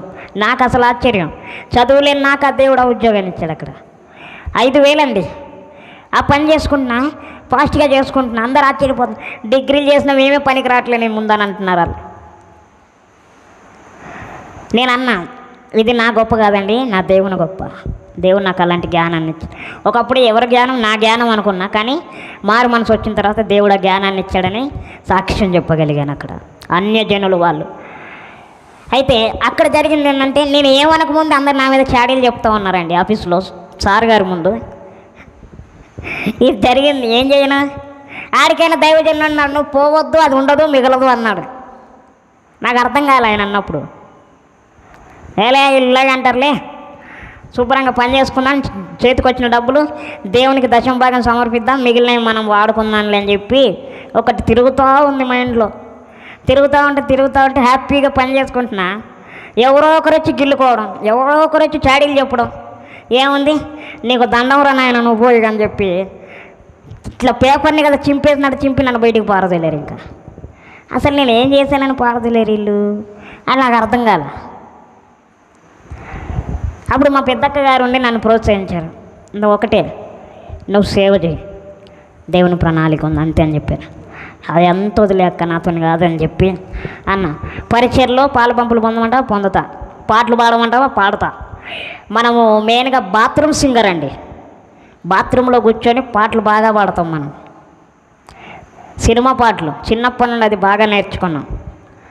అలా బాత్రూమ్ సింగర్గా ఉన్న నన్ను దేవుడు స్టేజ్ ఎక్కి పాటలు పాడే అంత ఆధిక్యతనిచ్చాడు. అప్పుడు మారాక ఏ పెళ్ళి జరిగినా, ఏ మీటింగ్స్ జరిగినా తీసుకెళ్ళేవారు, పాటలు పాడనిచ్చేవారు. అట్లాంటి ఆధిక్యత ఇచ్చాడు దేవుడు. అదే ఆధిక్యతను చూసి అనేకులు సేవ చేయని ఎంతోమంది, 100 మందికి పైగా చెప్పుంటారండి దైవజనులు. ఎక్కడికి వెళ్ళిన ఇదే మాట. ఏ మీటింగ్కి వెళ్ళినా, ఏ కూడికలకు వెళ్ళినా, ఎక్కడ గృహ కూడికలకు వెళ్ళినా ఇదే మాట. దైవజనులు అందరూ సేవ చేయి. ఇంకేం చెప్తాం, నాకేం అర్థం కావట్లా. నాకేమో చదువు రాదు, జ్ఞానం అవుతుంది కానీ చదువు రాదు అని చెప్పి అన్నప్పుడు ఒక రాత్రి అంతా ప్రార్థన చేస్తున్నా, ప్రభువా నువ్వేమో సేవకు రమ్మని పిలుస్తున్నావంట, కానీ నాకేమో చదువు రాదు, నేనేం చేయాలయ్యా అని చెప్పి ఆ రాత్రి అంతా ప్రార్థన చేసుకుంటూ అచ్చిరాని ప్రార్థన అండి అది. ఎలా ప్రార్థన చేయాలో తెలియదు. అలా ప్రార్థన చేసుకుంటూ, ప్రభా ఇస్తున్నాన్నవాటగా ఇయ్యి, తెస్తున్నాన్నవంటగా తే అని చెప్పి అడుగుతాం. అట్లాంటి ప్రార్థన అంటే అలా అడుగుతా ఉంటే, ఇక నీ చిత్తం, నువ్వేం చేయాలని కూడా అది చెయ్యి. నాకు చదువు రాదు, నాకు చదువు రాకపోయినా నువ్వు వాడుకుంటా అంటే నేనేం చేయలేను. ఇంకా నాకు తెలియదండి దేవుని దగ్గర ఇంత గొప్ప కార్యాలు ఉంటాయని నాకు అప్పుడు తెలీదు. అయితే అలా దేవుడు ఒక వారం గ్యాప్ తర్వాత, ఎందుకో నాకు ఉన్న అలవాటు ఏంటంటే, మా ఇంట్లో పేపర్ వస్తుంది, న్యూస్ పేపర్, అందులో సినిమా బొమ్మలు చూస్తూ ఉంటాను, ఏ సినిమా ఆడుతుంది ఏ థియేటర్లో అని. అట్లా చూస్తూ ఉంటే ఏదో చదివాను నేను, దేవునికి స్తోత్రం కలుగునుగాక. ఏదో చదివానండి, నాకు అర్థం కాల. పేపర్ చూసి చదివాను. నా పక్కన మా అక్కగారు ఉన్నారు, మా పెద్దక్క గారు, నాలాగా ఉన్నామే. నువ్వు చదివావా అని చెప్పి అంటా ఉందామె. నేను చదవలేదని అన్న. దొరికితే మళ్ళీ పోతేవకంటారని చెప్పి. అలా ఉన్నప్పుడు నువ్వు చదివావని తట్టుకుంటూ చదువుతున్నా. ఆ తట్టుకోవడమైన చదువు రాని వాళ్ళకి వచ్చిందంటే ఇంకెంత మంచి సంతోషం అండి. అసలు స్కూల్ ముఖమే చూడలేదు, అసలు పెన్ను పెట్టి రాయలేదు, కానీ పేపర్ చదివాను ఆ రోజు. బైబిల్ తెరిస్తే బైబిల్ చదువుతాను. ఇది చదువు అని మా అక్కగారు అన్ని ముందు పెడతా ఉన్నారు నాకు. ఆటోమేటిక్గా చదువుతూ ఉన్నావన్నీ. అప్పుడు ఒంటరిగా నేను దొరికాను. మా అక్కకి ఒక మాట చెప్పింది, ఎవరికైనా నేను పో అని చెప్పి అంటాను, కానీ మా పెద్దక్క దగ్గర అలా ఉండను. నేను సైలెంట్గా ఉంటే చెప్పింది అంటాను, చెప్పక్క లోపడతాను, పెద్దది కదా అని. చూడు, దేవుడు ఇంత గొప్ప ఆధిక్యత ఇచ్చాడు నీకు. చదువురాన్ని జీవితంలో గొప్ప చదువునిచ్చాడు. అసలు నువ్వు స్కూల్కి వెళ్ళావా జ్ఞాపకం చేసుకో, పలక బలపం పట్టావా జ్ఞాపకం చేసుకో, పెన్ను పేపర్ పట్టావా జ్ఞాపకం చేసుకో. లేదనన్న, చూడు దేవుడు నీకు ఆ వరాన్ని ఇచ్చాడంటే దేవుడు రానున్న రోజుల్లో నిన్ను వాడుకోబోతున్నాడు. కాబట్టి ఇకనైనా సేవకెళ్ళు అని నేను అనను, కానీ దేవుణ్ణి అడుగు ఒక మాట, నా ఎడల నీ చిత్తం ఏంటిది ప్రభువా, నీ ప్రణాళిక ఏంటిది ప్రభువా అన్నో దేవుణ్ణి అడుగు అని చెప్పి మా అక్క నాకు చెప్పింది. అప్పుడు ఆ రాత్రిలో నేను అలా ప్రార్థించడం మొదలుపెట్టాను. అయ్యా నీ చిత్తం ఏంటి, నీ ప్రణాళిక ఏంటి అన్నప్పుడు దేవుడు ఒక్కొక్క వాక్యంతో నన్ను దర్శిస్తూ ఉన్నాడండి. ఒక్కొక్క వాక్యంతో నన్ను దర్శిస్తూ ఉన్నాడు, ఒక్కొక్క వచనంతో నాతో మాట్లాడుతూ ఉన్నాడు. అలా ఉన్న సమయంలో ఓకే, కానీ ధైర్యం లేదు నా దగ్గర. స్టేజ్ ఎక్కి సాక్ష్యం చెప్పాలన్నా ధైర్యం లేదు, వాక్యం చెప్పాలన్నా ధైర్యం లేదు. కానీ ఎలా నేను చేయగలుగుతా అనే అయోమయంలో పడిపోయా. అట్లాంటప్పుడు ఇంకా సండే స్కూల్కి టీచర్గా అపాయింట్ చేశారు. అక్కడ సండే స్కూల్లో పిల్లల్ని గైడ్ చేయడానికి ఒక టీచర్గా అపాయింట్ చేస్తే అది మంచిగా సక్రమంగా చేస్తున్నాను ఒక సంఘంలో. చేస్తూ ఉంటే అప్పుడు పాటలు పాడుతున్నాను కదా, పాటలు పాడడానికి పిలిచారు. ఒక దగ్గర మీటింగ్ జరుగుతోంది, వెళ్ళి పాటలు పాడని అన్నారు. అక్కడ నలుగురు వెయిట్ చేస్తూ ఉన్నారు. ఆ నలుగురు వెయిట్ చేస్తూ ఉన్నప్పుడు నేను అక్కడ కూర్చొని ఉన్నాను. నిలబడలేం కదా అని అక్కడ కూర్చొని ఉన్నాను. నాకంటే వెనక వచ్చిన వాళ్ళు కూడా ముందు వెళ్ళిపోతూ ఉన్నారు. సరే పోర్లే అని చెప్పి వెనకెళ్దాం అందరూ అయిపోయిన తర్వాత అని చెప్పి అనుకున్నా. నేను వెళ్ళాను. సేవకుడు ఆగు అని అన్నాడు. ఏంటయ్యా అని, నీ ఇష్టం వచ్చిన టైంకి వస్తే ఎట్లా, వదిలే ఇప్పుడు వద్దు నువ్వు వెళ్ళు అని చెప్పి అన్నప్పుడు బాధపడకుండా ఇంటికి వచ్చా మీటింగ్ వదిలేసి. ఏంది ఇది అని చెప్పి అన్నప్పుడు ఇవన్నీ ఏంది ప్రభా నాకు అసలు అన్నప్పుడు ఏడ్చుకుంటున్నా, బాధపడుకుంటున్నా. అప్పుడు దేవుడు నన్ను దర్శించాడు. నువ్వు భయపడకు, దిగులు పడకు, నేనున్నా. ఎవరు ఏదంటే నీకెందుకు, నేనేమన్నా అన్నాను నిన్న ఆయన అన్నాడు దేవుడు. చాలా మాట ఒకటి ఉన్నట్టుండిగా స్నానం చేద్దామని బాత్రూంలోకి వెళ్ళా. అప్పుడు నా నోటికి ఏదొస్తుంది పాడతానండి పాట, అది నాకున్న అలవాటు. అప్పుడు దేవుడు నాకు ఇచ్చిన గొప్ప వరం ఏంటంటే సొంతంగా పాటలు రాయడానికి కూడా దేవుడు కృపను చూపించాడు. హల్లెలూయా, కొంచెం గట్టిగా చెప్పండి. నాకు కాదు, అది ఆయనకే. కాబట్టి సొంతంగా పాట అప్పుడు స్నానం చేస్తూ అంటున్నా. అయినా ఎవరి పాటలో నేను ఎందుకు పాడాలి, నాకంటూ నేను పాటలు పాడితే దేవుడు అది ఇవ్వలేడు నాకు. ప్రభా నీ చిత్తమైతే ఇవ్వన్నానా, ఆ క్షణం ఆ నోటికి పదం వచ్చిందంటే నీ మాటే నా పాటగా మారిందేసయ్యా, దినమంతయు నిన్ను నేను స్తుతించేదన్, ఎన్నికే లేని నన్ను ఎన్నుకున్నావయ్యా, నీ మాటలే వరముగా ఇచ్చావయ్యా, నే పాడే ప్రతి పాటలో నీ స్వరమే ఇచ్చావయ్యా, నీ స్వరమునే నా వరముగా మార్చావయ్యా, నే పాడే ప్రతి పాటలో నీ స్వరమే ఇచ్చావయ్యా, నీ స్వరమునే నా వరముగా మార్చావయ్యా. దావీదు వలెననే నాట్యమాడి కీర్తించెదన్, నీ సన్నిధిలోనే నిరంతరం. దావీదు వలెననే నాట్యమాడి కీర్తించెదన్, నీ సన్నిధిలోనే నిరంతరం. నీ మాటే నా పాటగా మారిందేసయ్యా, దినమంతయు నిన్ను నేను స్తుతించెదన్. కోటి కంఠాలు ఉన్నా నీవు స్వరమివ్వకపోతే ఏ పాట మేమెలాగో పాడగలము. కోటి కంఠాలు ఉన్నా నీవు స్వరమివ్వకపోతే ఏ పాట మేమెలాగో పాడగలము. భయము లేకనే పాడదన్, నిన్నే కొని ఆడదన్, నీ సన్నిధిలోనే నిరంతరం.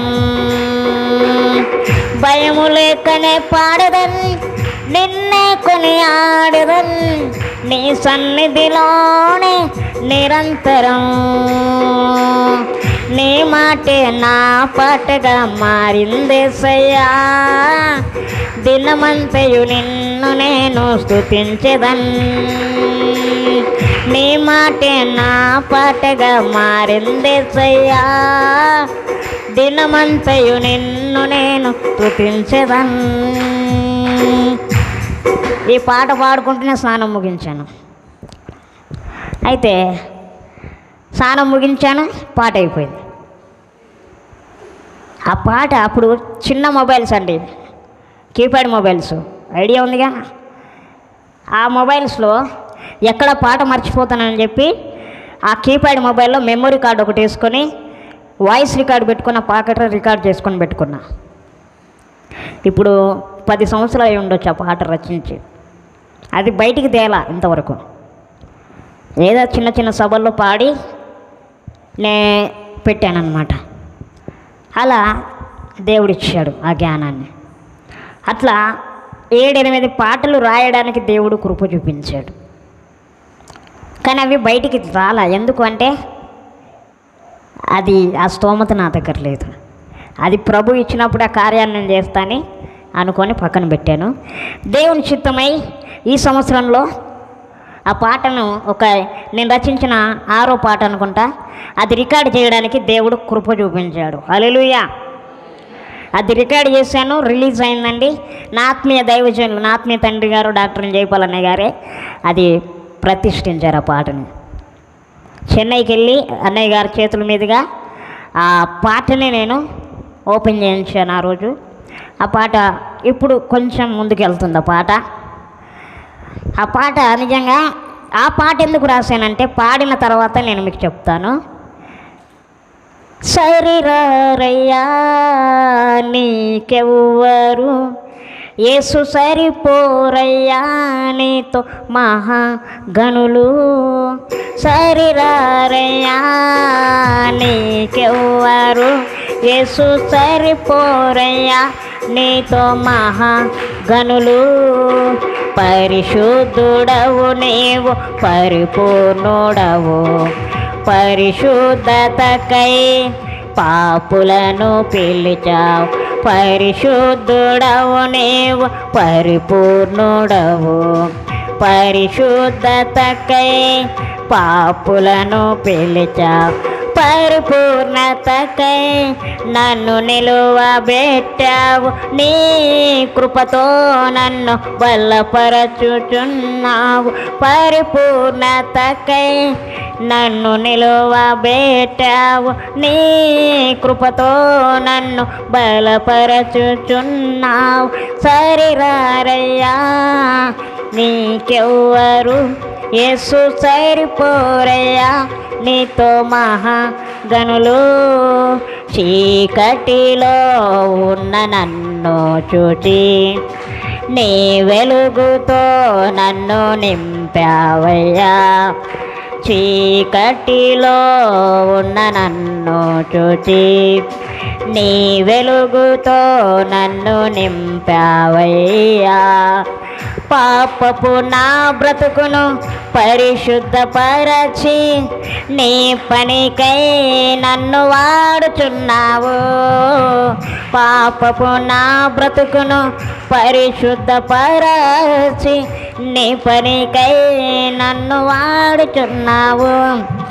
శాశ్వత కాలము నాపై నిలుచున్ ఉన్నతమైన నీ ప్రేమ.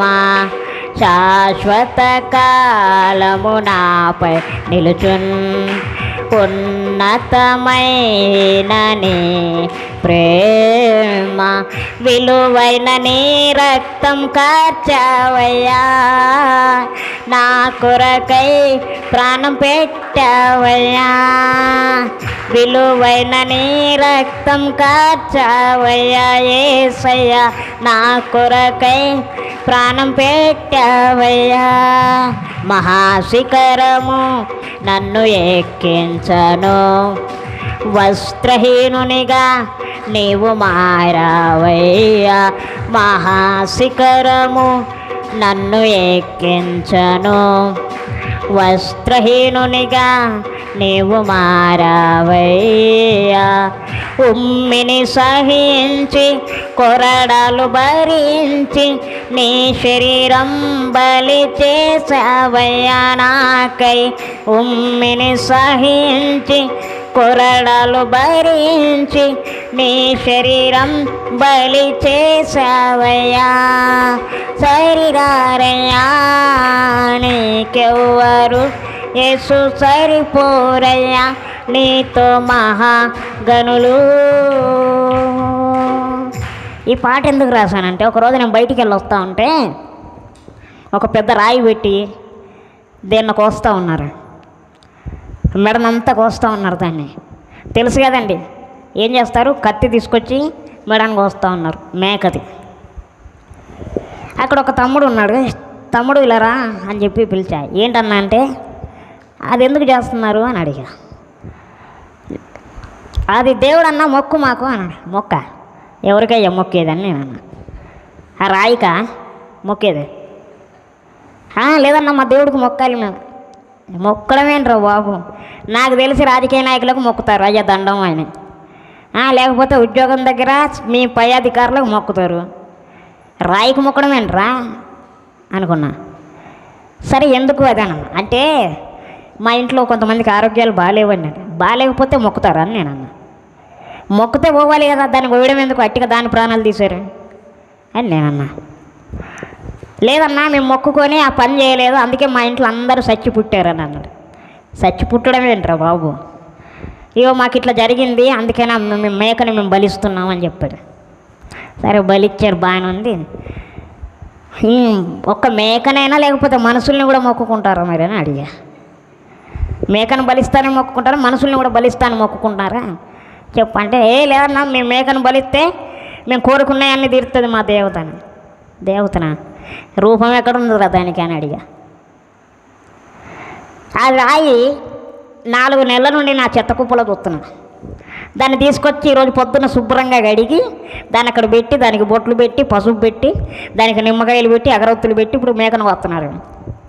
ఆ దేవుడు ఎట్లయిందిరా నాకు అర్థం కాదు అని అడిగా. అన్న నీతో ఇదే గోల నువ్వు అన్న అని చెప్పి అంటున్నాడు. అప్పుడు నేను అనుకుంటా ఉన్నా, అయ్యా వాళ్ళేమో అడిగినా కూడా ఇవ్వలేదు, వాళ్ళు మొక్కుకొని తీర్చకపోతే అంత శిక్ష విధించిందంట ఆ దేవత. మరి ఆ దేవత ఎవరో మనకు తెలియదు, పరిచయం లేదు. కానీ ప్రభువా మేము అడగకముందే మాకు అందిస్తున్నాం, మేము కోరుకోకముందే మాకు అందిస్తున్నాం, దానికన్నా వాటికన్నా నువ్వు ఎంత శ్రేష్ఠుడు అయ్యా. అప్పుడు అనుకున్నా, నిజంగా నీకు ఎవరు సరిరారు నాయన, నీ మీదకి ఎవరు రారు, నీతోనే ఎవరు సరిపోరు నాయన అనుకున్నా. అప్పుడు కూర్చొని ఈ పాట పాడుకుంటున్నా నాకు నేనే. అప్పుడు ఈ పాట రాశాను. నా కోసం రక్తం కార్చింది యేసయ్య, వీళ్ళు బ్రతకాలంటే రక్తం సిందించాలంట దేవతకి. ఇక చెప్పండి ఎంత తేడా ఉందో. అంటే నేను విమర్శించడం లేదు కానండి, తేడాలు ఎలా ఉన్నాయో చూడండి. మన కోసం రక్తం ఇచ్చేవారు గొప్పోళ్ళ, మనమే రక్తం ఇస్తే గొప్పదా అనేది మనం ఆలోచించుకోవాలి ఒకసారి. అందుకని ప్రేమ మన కోసం రక్తం ఇచ్చాడు, మన పాపాన్ని కలగడానికి. మనం ఎలాంటి పరిస్థితిలో ఏ స్థితిలో ఉన్నా మనల్ని చీ అనడు, తూ అనడు, పో అనడు. ఆయన నువ్వు ఎంత పెద్ద పాపం చేసినా, ఎంత తప్పు చేసినా నిన్ను క్షమించి విడిపిస్తాడు ఆయన. అప్పుడు ఈ పాట రాసుకున్నానండి.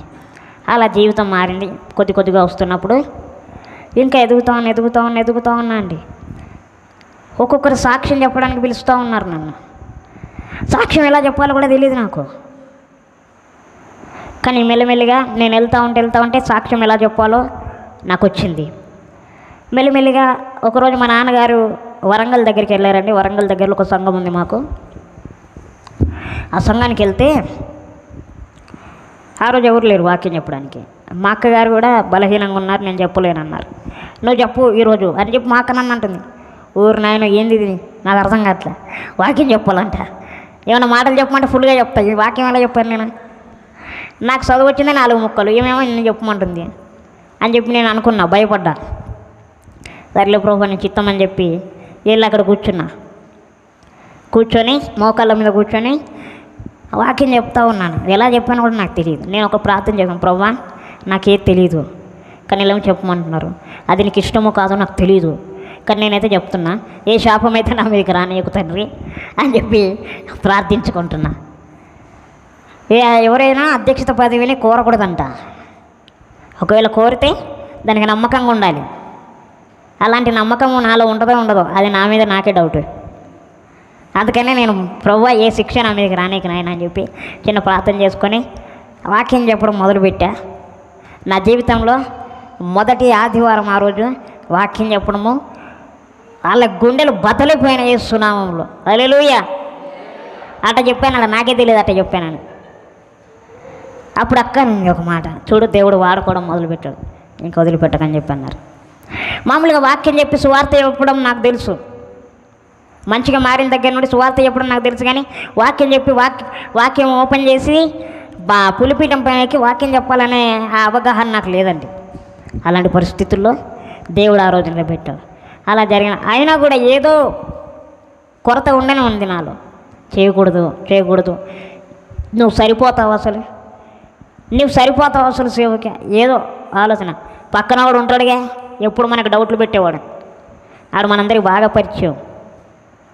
మన పక్కనే ఉంటాడు, గిల్లుతూ ఉంటాడు, గుచ్చుతూ ఉంటాడు. నీకు కాదులే, ఈ ఆదివారం చర్చికి వెళ్తావులే, బయటికి వెళ్ళి ఆడుకో అని కుర్రోళ్ళకి చెప్తాడు. ఈ ఆదివారం చర్చికి ఎందుకు వెళ్తావులే, సరదాగా అరుగుపోయిన కూర్చొని ముచ్చట్లు పెట్టుకో అని అంకులతో మాట్లాడతాడు. ఆదివారం చర్చికి వెళ్తావు లెక్క, టీవీలో మంచి సీరియల్ వస్తుంది అంటాడు, మంచి సీరియల్ వస్తుంది, ఎపిసోడ్ మిస్ అయ్యామంటే అంతే సంగతి అంటాడు. ఇలాంటి మాటలు పుట్టిస్తూ ఉంటాడు. జాగ్రత్త, మీరే మునుగుతారు, నేను కాదు. అందుకనే ఆడి మాటలు ఎప్పుడు మనం పట్టించుకుంటాం. ఆడి మాటలు పట్టించుకున్నాను కనుక వెనకబడ్డానండి, కొన్ని సంవత్సరాల వరకు వెనకబడ్డాను. ఎంతసేపు నేను సేవ చేయను, సువార్త ప్రకటిస్తా, చర్చిలో కానుకలు ఇస్తా అని చెప్పి అనుకుంటా ఉన్నానా, అది చేతనవ్వట్లే నాకు. ఎంతసేపు ఏదో ఒక సందర్భంలో బైబిల్ ఇస్తున్నారు, పులిపీఠం ఎక్కిస్తా ఉన్నారు ఎవరో ఒకరు వచ్చి. ఏంది నాయన నాకు ఈ పరిస్థితి అనుకున్నాను.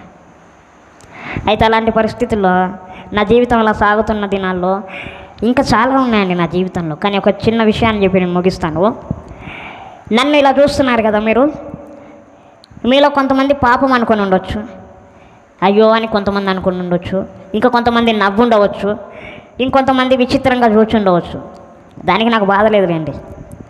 అట్లాంటి పరిస్థితుల్లో నా చిన్న వయసు నుండి నేను ఎదుర్కొన్నది ఏంటంటే కించపరచడం, నన్ను ఇలా ఉన్నాడు ఇలా నడుస్తాను, నన్ను ఇమిటేట్ చేయడం కొంతమంది పిల్లలు, కొంతమంది తొయ్యడం, కొంతమంది కొట్టడం.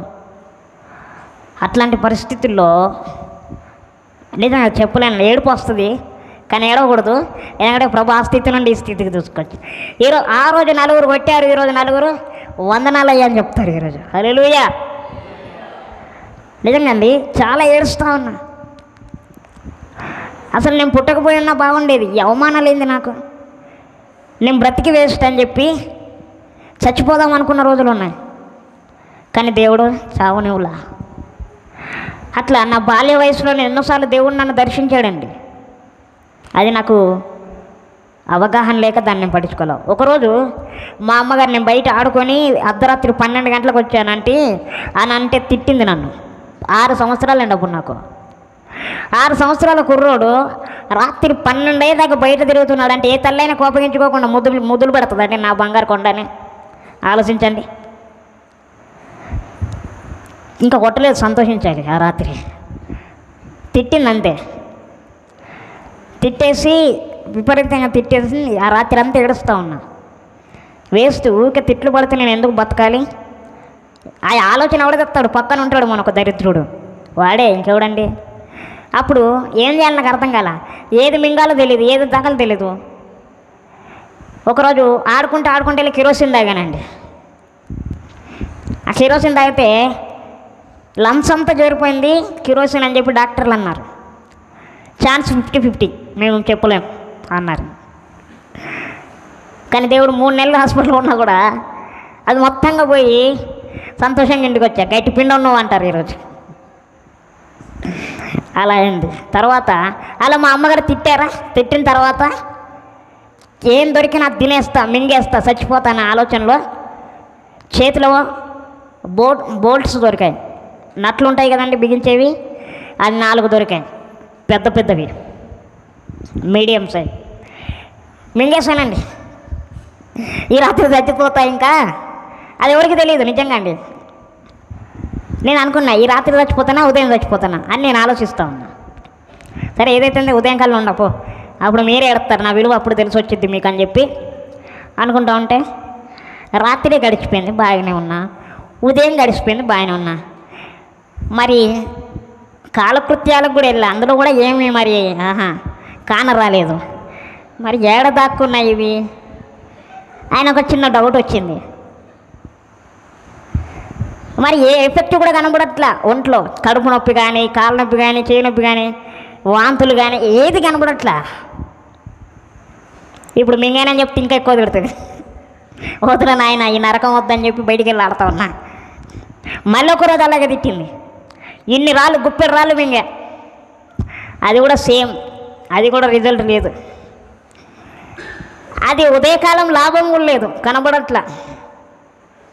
నా పరిస్థితి ఏమైందంటే కనబడుట లేదు అనే న్యూస్ గుర్తుకొచ్చింది నాకు. సరేలే ఏంది అన్నీ ఇలా నాకే రివర్స్ అవుతుంది, అట్టర్ ఫ్లాప్ అవుతున్నాయి ఏంటి నాకు అని చెప్పి నాకు అర్థం కాల. అట్లా అయినా కూడా ఆ రాత్రి దేవుడు నన్ను దర్శించాడండి. ఆ దర్శనము నిజంగా నాకు ఇప్పటికి గుర్తు. నాకు 6 వయసు ఉన్నప్పుడు ఆ దర్శనం వచ్చింది. తిట్టిందనే ఆలోచనలోనే పడుకున్నాను. అలా ఆ కల్లో నేను ఏడ్చుకుంటూ బయటకు వచ్చాను. ఒక రాళ్ళ పైన కూర్చొని ఏడుస్తూ ఉంటే ఒక ఆయన తెల్లటి వస్త్రాలు ధరించి ఇంత పెద్ద ఎంట్రికలతో ఒక ఆయన కనబడ్డారు నాకు. మొహం చూద్దామంటే కనిపించట్లా, వెలుగు ప్రకాశంగా వెలిగిపోతూ ఉంది. అది ఎవరైనా అసలు వచ్చి నా భుజం మీద చేసి నువ్వు ఎందుకు ఏడుస్తున్నావు, నువ్వెందుకు పిచ్చి పనులన్నీ చేస్తున్నావు, నేనున్నా కదా. మా అమ్మ తిట్టింది, ఎప్పుడు తిట్టినా తిడుతుంది మా అమ్మ. మా అమ్మకి నేనంటే ప్రేమ లేదు, నన్ను ఎప్పుడు తిడుతుందండి ఇలాగని చెప్పి నేను మాట్లాడుతున్నా. వాళ్ళు ప్రేమించడం కాదు, నేను నిన్ను ప్రేమిస్తున్నాను, నీకు ఎందుకు బాధ? వాళ్ళు నిన్ను ప్రేమిస్తున్నారు కాబట్టి నేను తిడుతున్నారు, అది నువ్వు అర్థం చేసుకో అని చెప్తాను. నాకు అర్థం కాదు. నువ్వేంటి మా అమ్మకే సపోర్ట్ చేస్తున్నావు నువ్వు అన్ని ఆయనతో గొడవ పడుతున్నా. చూడండి ఎంత చక్కటి గుణము నాది. నువ్వు మా అమ్మకి సపోర్ట్ చేస్తున్నావు నువ్వు అని చెప్పి అంటా ఉన్నా. అప్పుడు అన్నాడు, నువ్వు ఏడవకు, నువ్వు భయపడకు, నేనున్నా. నీతో చాలా పని ఉంది, నాకు నీతో చాలా పని ఉంది, నువ్వేం చేసినా కూడా నా నుండి తప్పించుకోలేవు అని అంటా ఉన్నాడు ఆయన. ఆ 6 సంవత్సరాల వయసులో ఏం తెలుసండి జ్ఞానము? నా అదృష్టమో దురదృష్టమో అది తెలియదు, కానీ ఆ వయసు నుండి మంచి జ్ఞానాన్ని ఇచ్చాడు దేవుడు. ఒక సింగర్ పాట ఎలా పాడితే అలా పాడగలుగుతాను, అలాంటి టాలెంట్ ఇచ్చాడు దేవుడు. ఒక డాన్సర్ డాన్స్ ఎలా చేస్తే అలా చేస్తాను, అలాంటి టాలెంట్ ఇచ్చాడు దేవుడు. ఎవరైనా రాస్తే చూసి వెంటనే రాసి ఇచ్చేస్తా, అట్లాంటి టాలెంట్ ఇచ్చాడు దేవుడు. అవన్నీ నాది అనే గర్వంతో జీవించాను. అలా జరిగిన తర్వాత అలా ఎదుగుతూ వచ్చాను. కొన్ని సంవత్సరాల తర్వాత నాకు 8 వయసు అనుకుంటా అండి, 8-9 అనుకుంటా. ఆ వయసులో సాయంకాలము 6 అవుతుందండి, చెంబట్టుకొని బయటికి వెళ్తున్నా. చెంబట్టుకొని బయటికి వెళ్తా ఉంటే నా వెనకాల 2 వచ్చారు. వాళ్ళు ఎవరో నాకు తెలియదు. మరి ఒక అమ్మాయి అబ్బాయి 2 వచ్చారు. వాళ్ళు ఎంత నిగనిగలు ఆడుతూ ఉన్నారంటే అమెరికా వాళ్ళలాగా ఉన్నారు. వాళ్ళిద్దరు తెల్లటి బట్టలు వేసుకొని అంత తెల్లగా ఉన్నారు. వాళ్ళు ఒక సైకిల్ మీద వాళ్ళిద్దరు వచ్చారు. నా పేరు పెట్టి పిలుస్తూ ఉన్నారు, కన్నా అని పిలుస్తూ ఉన్నారు. నా నిక్ నేమ్ అది కన్నా. ఎవరబ్బా అంటే నా ఫ్రెండ్స్ అయితే అలా పిలుస్తారు, నా స్నేహితులు, మా ఇంట్లో వాళ్ళు కానీ నాకు తెలిసిన వాళ్ళు అలా పిలుస్తారని చెప్పి నేనేం చేశా, వెనక్కి తిరిగి చూసా. ఏంటి మమ్మల్ని మర్చిపోయావు అని అంటూ ఉన్నారు వాళ్ళు. నాకు అర్థం కాలే, వీళ్ళెవరు మర్చిపోయావు అంటున్నారు, ఏంది కన్ఫ్యూజన్ అని నాకు అర్థం కాలే. అసలు మీరెవరండి అని నేను అన్నా. మేము నీకు తెలియదు కానీ నువ్వు మాకు బాగా తెలుసు. నేను మీకు తెలియదు కానీ మేమిద్దరం నీకు తెలియదు కానీ నువ్వు మాకు బాగా తెలుసు, మా ఇద్దరికి బాగా తెలుసు అని అన్నారు. పిచ్చోళ్ళు అయ్యింది. పిచ్చి హాస్పిటల్ నుండి వచ్చారు అంటే ఆ బట్టలు చూసి పిచ్చి హాస్పిటల్ నుండి వచ్చారేమో అనుకుంటున్నా. పిచ్చి హాస్పిటల్ వల్ల అయితేనే కదా తెల్ల బట్టలు వేసుకునేది. అది పోతా ఉంది నాకు ఆలోచన. సరే పోయా అని చెప్పి నా పనిలో నేనుంటే నాకు ఆపతుందంటే నువ్వేందా స్వామి అనుకొని వెళ్తూ ఉంటే ఎందుకో నాకు డౌట్ వచ్చి వెనక్కి తిరిగాను. నిమిషం కూడా లేదండి, 1 నిమిషం టైం పట్ల వెళ్ళండి అని అన్నా. మళ్ళీ ఇట్లా వెనక్కి తిరిగే వరకు అక్కడ లేరు వాళ్ళు. మరి ఏ సందులు గొంతులు లేవండి అక్కడ తిరగడానికి. వాళ్ళు ఎటు వెళ్ళినా నాకు 4 దిక్కులా కనపడుతుంది. సైకిల్ వేసుకొని ఎంతసేపట్లో 1 సెకండ్లో చూడలేమో వాళ్ళని. పోండి అని అన్నాను. ఇలా తిరిగానంత అక్కడ లేరు వాళ్ళిద్దరు. నువ్వు మమ్మల్ని మర్చిపోయావు, నువ్వు మాకు తెలుసు అని ఆ మాట మళ్ళీ అది నిజంగా జరిగిందండి నా జీవితంలో. సాయంత్రం 6 గంటల సమయంలో అదే సంవత్సరం గుర్తులేదు కానీ సాయంత్రం 6 గంటల సమయం, మంచి చలికాలం అండి అది. అలా జరిగింది. ఎందుకు మర్చిపోయావని అంటున్నారంటే ఆ రోజు ఆదివారం నేను చర్చిలో లేను. దేవునికి స్తోత్రం. ఏమైందని నిద్ర వస్తుందా చెప్పరా? దేవునికి స్తోత్రం అంటే హల్లెలూయా. ఆ రోజు ఆదివారం నేను చర్చిలో లేను. అందుకే ఆ రోజు వచ్చి నువ్వు మమ్మల్ని మర్చిపోతున్నావు కానీ మేము మర్చిపోవట్లా. నువ్వు మాకు తెలుసు, నేను మీకు తెలియకపోయినా నువ్వు నాకు తెలుసు, బాగా తెలుసు అంటున్నారు. బాగా తెలుసు అని బల్ల గుద్ది చెప్తా ఉన్నారండి. నాకేం అర్థం కావట్లా. 1 నిమిషం 1 సెకండే, నిమిషం కూడా కాదు, సరే 2 సెకండ్లు అనుకో. అక్కడ తిరిగి చూసేటప్పటికి అక్కడ వాళ్ళిద్దరు లేరు. నా జీవితంలో ఇలా జరిగింది. అలా జరిగిన తర్వాత అలా పెరుగుతూ వచ్చాక దేవుడు అక్కడ వాక్యంతో మాట్లాడాడు. తర్వాత అలా వస్తా ఉన్న చదువునిచ్చాడు. అలా చదువునిచ్చిన తర్వాత ఉద్యోగము పోయా. తర్వాత ఏం జరిగిందంటే నాకున్న మంచి ఆశ ఏంటంటే ఒక మంచి కామెడీ పర్సన్గా నిలబడాలి అని. ఒక సినిమా ఫీల్డ్లో కానీ ఒక కామెడీ షోలో కానీ ఒక మంచి కామెడీ పర్సన్గా నేను నిలబడాలి. ఎందుకంటే మా బ్యాచ్లో నా అంత కామెడీ చేసేవారు ఎవరు లేరు అంటారు. నువ్వు తప్పకుండా సినిమాలో సెలెక్ట్ అవుతావు అని అన్నారు. అప్పుడు నేను అడిగితే మా అమ్మ నాన్న తిడతారు అని అడగల. అయితే నాకు 15-16 సంవత్సరాలు వచ్చినప్పుడు నాకు చేయాలని ఆశ కలుగుతోంది షోలో. అప్పుడు కొన్ని షోస్ వచ్చేవి టీవీలో. అందులో ఆడిషన్ వెళ్దామంటే వీళ్ళకి భయమేస్తూ ఉంది. వీళ్ళకి భయపడుతూ ఉన్నా. వీళ్ళేంలే 2 కాలు చేతులు రొగ్గొట్టి ఆయనతో కాలు లేకుండా చేస్తారని చెప్పి భయం వేస్తూ ఉంది. సర్లే అని చెప్పి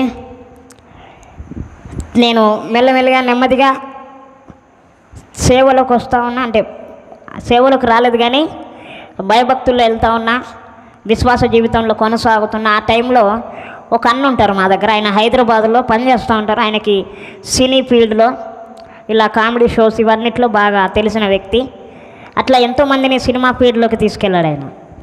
అయితే ఆయన వచ్చి నువ్వు బాగా కామెడీ చేస్తావు కదా, నువ్వెందుకు రాకూడదు షోలోకి? నువ్వు ఒకవేళ కామెడీ షోలోకి వచ్చావనుకో తర్వాత సినిమాలకు వెళ్ళే ఛాన్స్ వస్తుంది. పెద్ద కమెడియన్గా నువ్వు నిలబడవచ్చు, కోట్లు సంపాదించవచ్చు. చిన్న ఇంట్లో నువ్వు ఉండనావు పనిలే, పెద్ద బిల్డింగ్ కట్టుకోను అట్లా ఆశలు పెడతావు. వద్దన్నా మా ఇంట్లో ఒప్పుకోరు అని చెప్పి నేను అంటాను. లేదు ఖచ్చితం అని చెప్పి ఆ మహానుభావుడు నాకు తెలియకుండా నా ఫోటోలన్నీ నా వీడియోలన్నీ వాళ్ళకి షేర్ చేశాడంట సినిమా ఫీల్డ్ వాళ్ళకి. వాళ్ళేమో ఆడిషన్కి రమ్మని ఒకటే గోల అయినాను. ఈయన వచ్చి నా దగ్గర గోల, ఏందన్నా నువ్వు నేను వస్తానని చెప్పలేదు, నువ్వు నా ఫోటోలు నన్ను అడగకుండా ఎట్లా ఇస్తావు, నా వీడియోలు ఎట్లా ఇస్తావు నువ్వు అని చెప్పి నేను అంటా ఉంటే నువ్వు వస్తావా సస్తావా అని నా మీద కూర్చున్నాడు. ఇంకా ఏం చేయాలి నాకు అర్థం.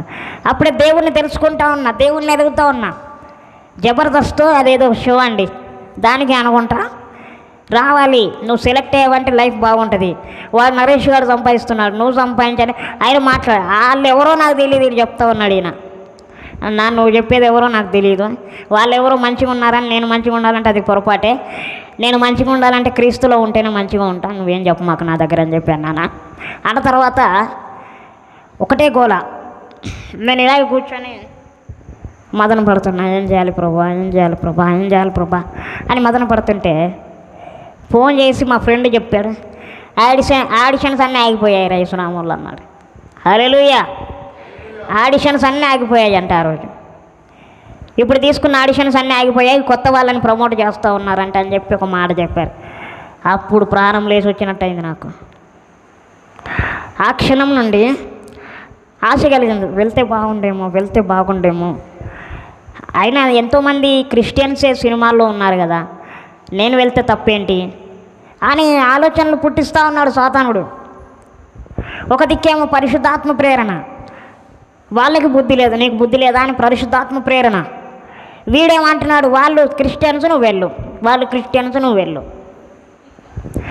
క్రిస్టియన్సే అండి హీరోలు హీరోయిన్లు ఈరోజు సగం సమూహము గుడ్డలు వేసుకొని ఎంత బరిదగించి ప్రవర్తిస్తూ ఉన్నారు టీవీలో అంటే అది చెప్పలేము మనం ఈరోజు.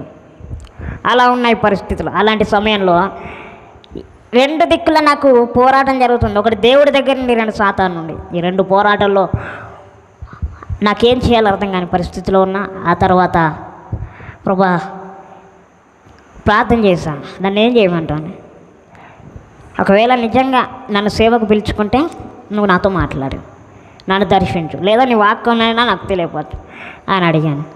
మళ్ళీ అక్కడ ఇంకో డౌట్ వచ్చింది. చిన్న పిల్లని కదా, నా అంత వయసు వాళ్ళు కూడా నన్ను చూసి ఎగతాళి చేస్తున్నారు, ఏలన చేస్తున్నారు, నన్ను ఏడిపిస్తూ ఉన్నారు, కొడుతూ ఉన్నారు, ఎన్నెన్నో మాటలు అంటున్నారు. ఇప్పుడు సేవకు వచ్చినా కూడా అక్కడ అన్నారని గ్యారెంటీ ఏంటి?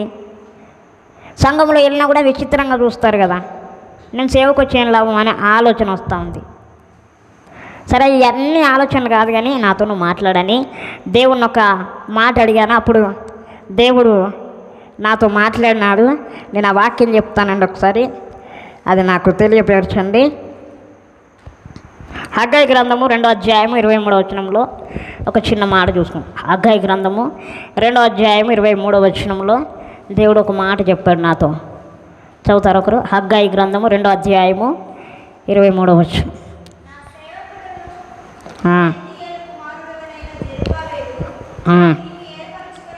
చాలమ్మా. ఇక్కడ నాకు అర్థమైన విషయం ఏంటంటే, మిగతా వాక్యం అంతా అర్థం కాల, ఒక మాట అర్థమైంది ఏంటంటే, నేను నిన్ను ఏర్పరచుకొని ఉన్నాను. హల్లెలూయా. అప్పటికి కూడా ఇంకా డౌట్ కొడతా ఉంది. మరలా మాట్లాడు, నాతో మరలా మాట్లాడు నువ్వు అని అన్నాను. అప్పుడు ఇంకో మాట మాట్లాడాడు దేవుడు. అదే వాక్యంలో ఇంకొక వాక్యంలో చూపిస్తానండి. అప్పుడేం మాట్లాడంటే దేవుడు, ఇర్మియా గ్రంథం 1వ అధ్యాయం 5వ వచనం అండి. ఇర్మియా గ్రంథము 1వ అధ్యాయం 5వ వచనం.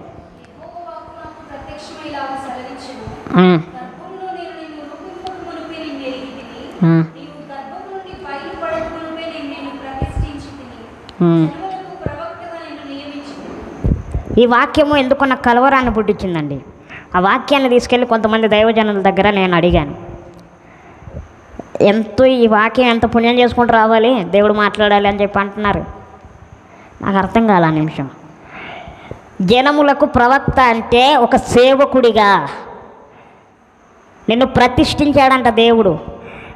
ఇక్కడ ఆశ్చర్యమైన విషయం ఏంటంటే, మా అమ్మ నాన్నగారు మేము ఇలా ఉన్నామని చెప్పి ఏం చేశారంటే, వాళ్ళు దేవుడికి ఎప్పుడో ప్రతిష్ఠించారంట మమ్మల్ని. ఆ విషయం మాకు తెలియదు. హల్లెలూయా. మేము ఇలా ఉన్నామని వాళ్ళు నీ సేవకే ప్రభు అని మా అమ్మగారు మా నాన్నగారు ప్రతిష్ఠించారంట చిన్నప్పుడే చర్చిలో. మాకేం తెలుసు? అప్పుడు చేతులు అని ఆడిస్తూ ఉన్నారు మమ్మల్ని. మాకేం తెలుసు అప్పుడు కదా. ఈ వాక్యం చదివిన తర్వాత అలా దేవుడు నన్ను పిలిచాడు సేవకి. పిలిచిన తర్వాత అందరు ఏడిపిస్తారయ్యా, ఎందుకు నాయన నన్నే పిలుస్తా ఉన్నా, ఇంకెవరు దొరకలేదని అని చెప్పి నేను అనుకున్నాను. అయితే అప్పుడు నన్ను ఏడిపిస్తారు, నన్ను గేలి చేస్తారు, నన్ను ఎగతాళి చేస్తారు కదా అని ఇంకా వేదన ఉంది. అప్పుడు ఈ వాగ్దానం నాతో దేవుడు మాట్లాడాడు. అంటే నాకు బైబిల్ తెరిచినప్పుడు కనబడిన వాక్యము కీర్తన గ్రంథము 71వ కీర్తన 7వ వచనంలో దేవుడు నాతో మాట్లాడి నేను ముగిస్తాను. చూడండి ఒకసారి.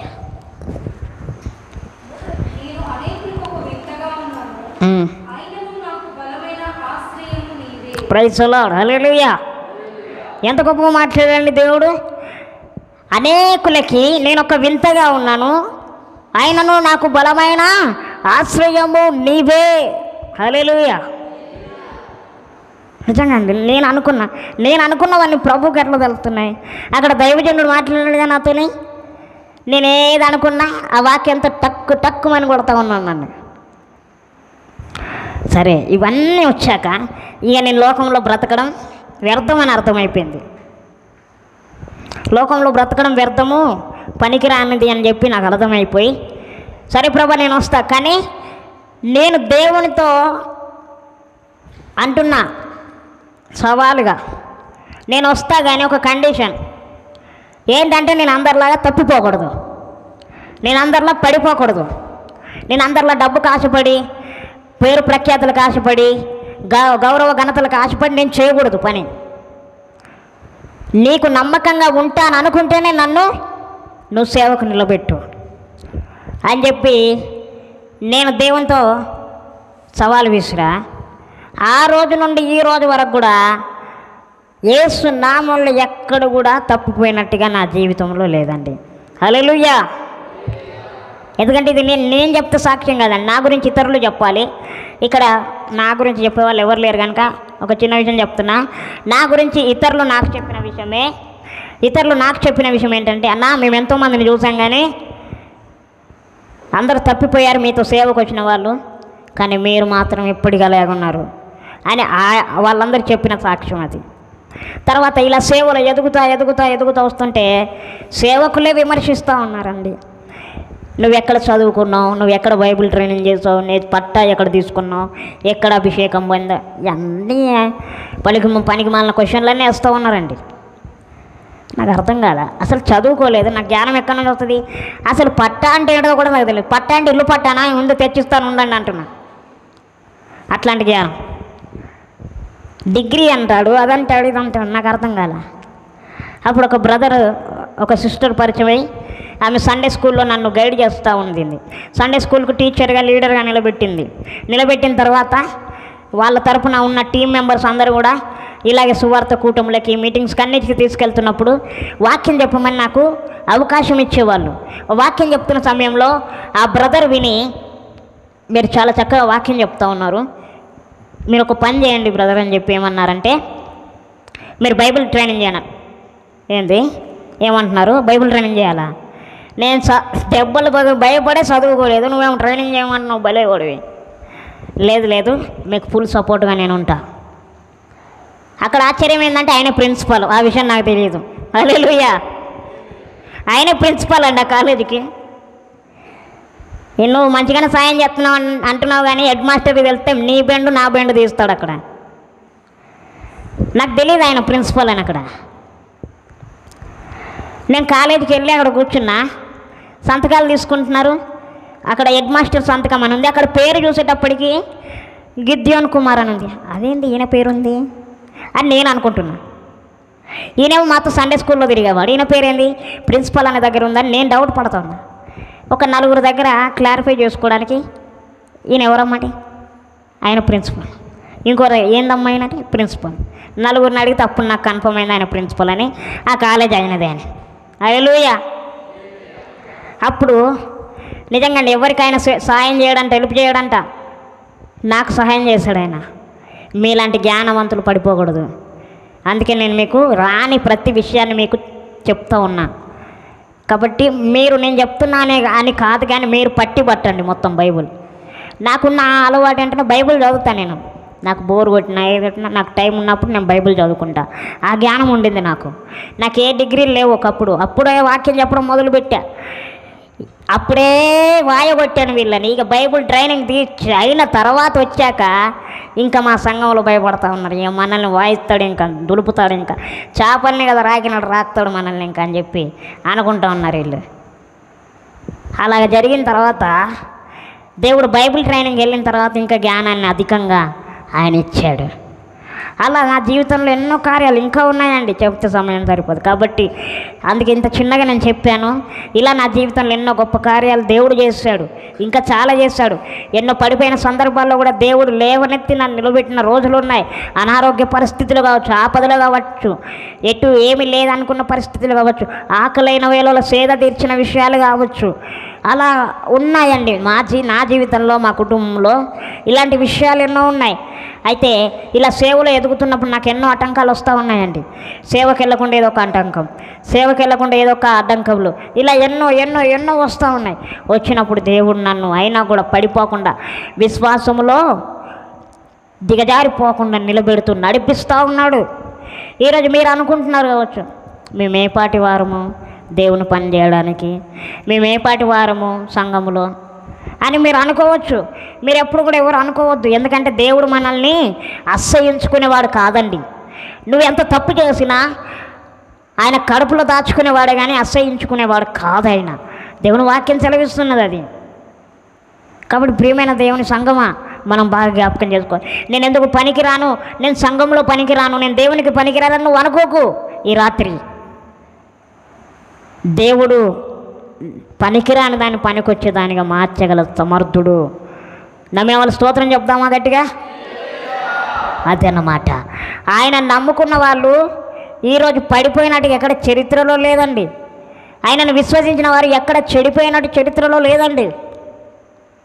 కాబట్టి ఆయననే నమ్ముకోవాలి, ఆయన దగ్గరికే పరిగెత్తాలి, ఆయన దగ్గరికి మనము వెళ్ళాలి, కానీ ఎక్కడికి మనం వెళ్ళకూడదు. ముఖ్యంగా నీ సంఘములో నీ పాత్ర ఏంటి అనేది నువ్వు జ్ఞాపకం చేసుకోవాలి. సంఘంలో నీ దేవుడు నీకు ఇచ్చిన పాత్ర ఏంటి అది గమనించుకో. సంఘంలో ఎవరు ఏదో నిన్ను అన్నారంటే నీకు బాధ ఎందుకు? నువ్వు వచ్చే సంఘం కోసమా, దేవుడి కోసమా? సంఘానికి పాస్టర్ గారి కోసమా, పాస్టర్ అమ్మ గారి కోసమా, విశ్వాసుల కోసమా? ఎవరి కోసం వస్తున్నావు చర్చికి?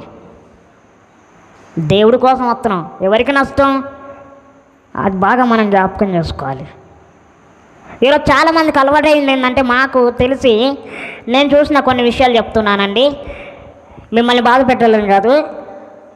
ఎవరో పాస్టర్ గారు ఒక మాట అన్నారంటే, అమ్మ అట్లా చేయకూడదమ్మా, తప్పమ్మా అన్నందుకు ఆ సంఘం నుండి ఇంకో సంఘంకి వెళ్ళిపోయిందంట.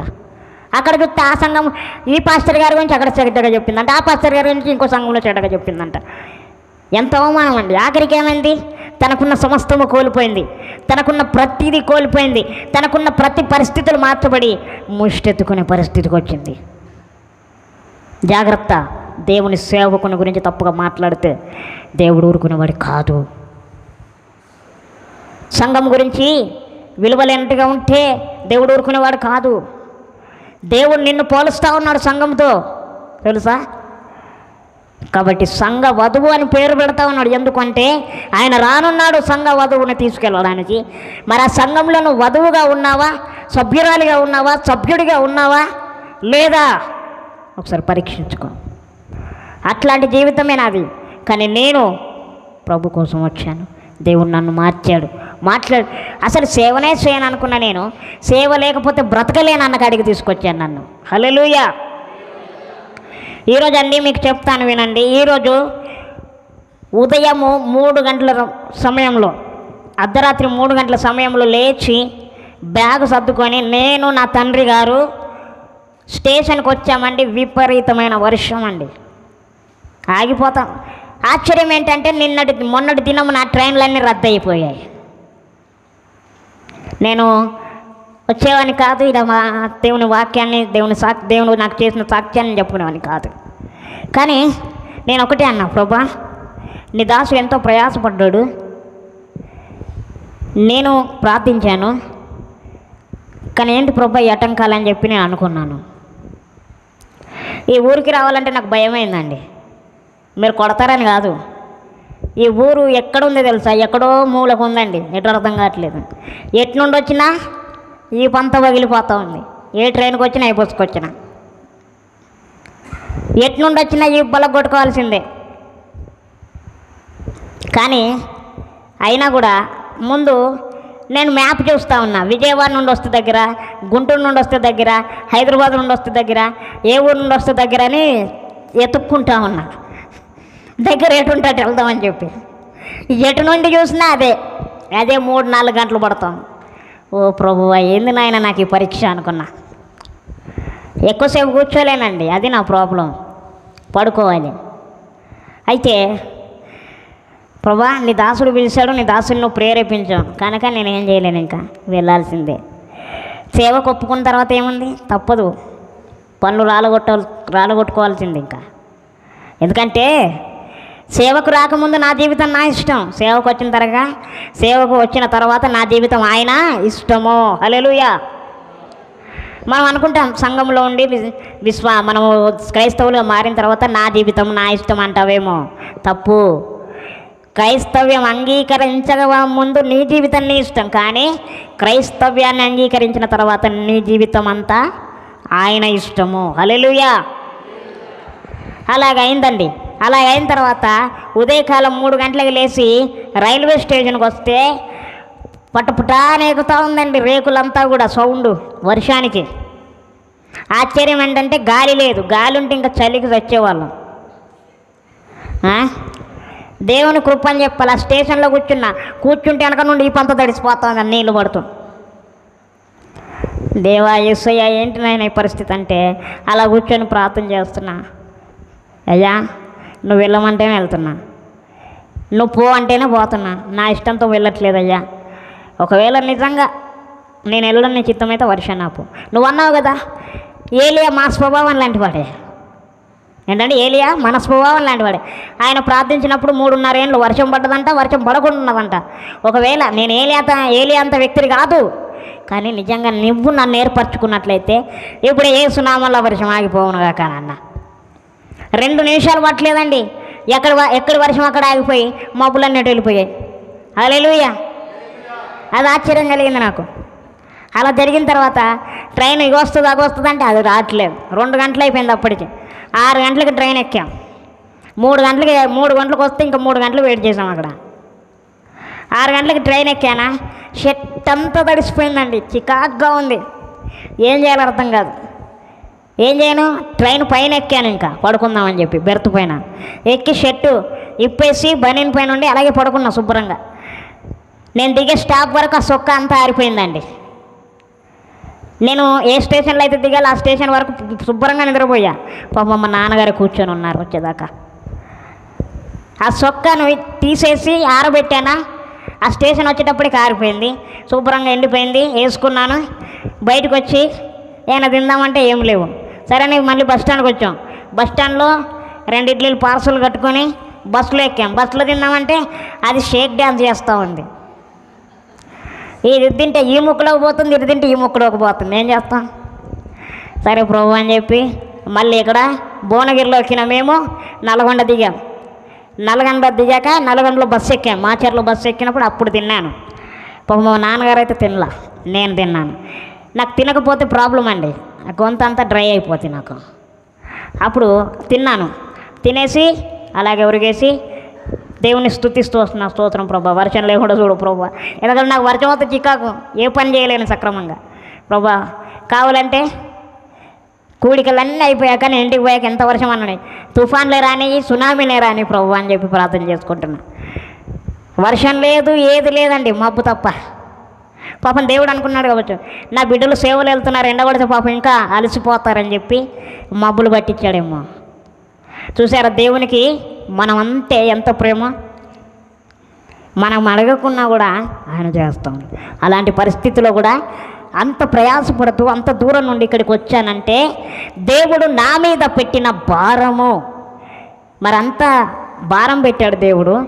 మరి ఇలా ఉన్న నేనే ఇంత ప్రభు కొరకు ప్రయాసపడుతున్నప్పుడు అన్నీ బాగున్నా నువ్వు ఇంకెంత ప్రయాసపడాలి ప్రభు కోసం? ఒకసారి ఆలోచన చేయి. ఏందన్నా లేడీస్ వైపు ఎదుగుతున్నావు, బాయ్స్ వైపు చూడవు అనకండి. మాకు తెలుసు బాయ్స్ సంగతి, వాళ్ళు ఏం చేయలేరు, మీరే చేయాలి.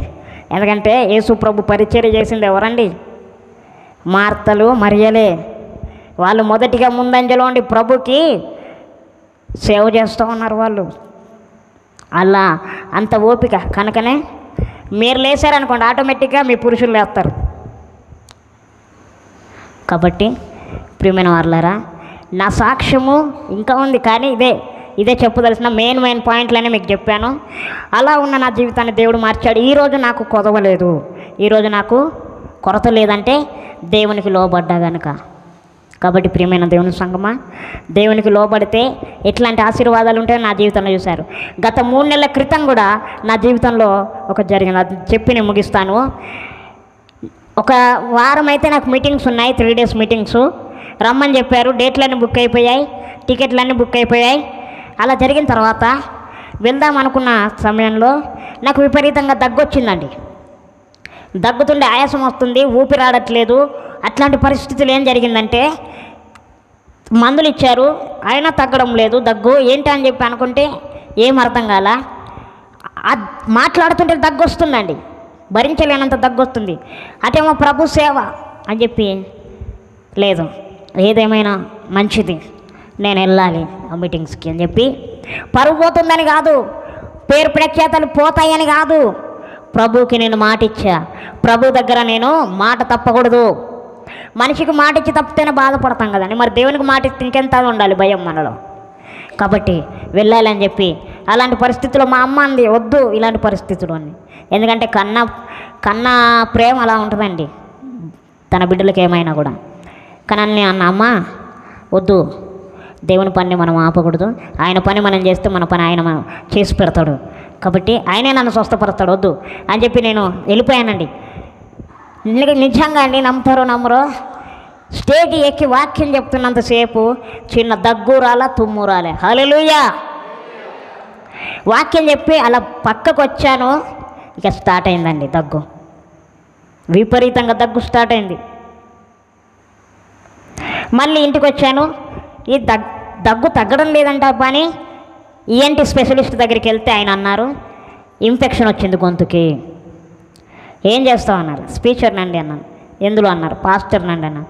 అవునా, ఎందుకు డాక్టర్ అంటే, లేదు మీరు ఎక్కువ మాట్లాడకూడదు. నా బ్రతికే మాట్లాడడం అండి, మాట్లాడొద్దంటే ఎలా?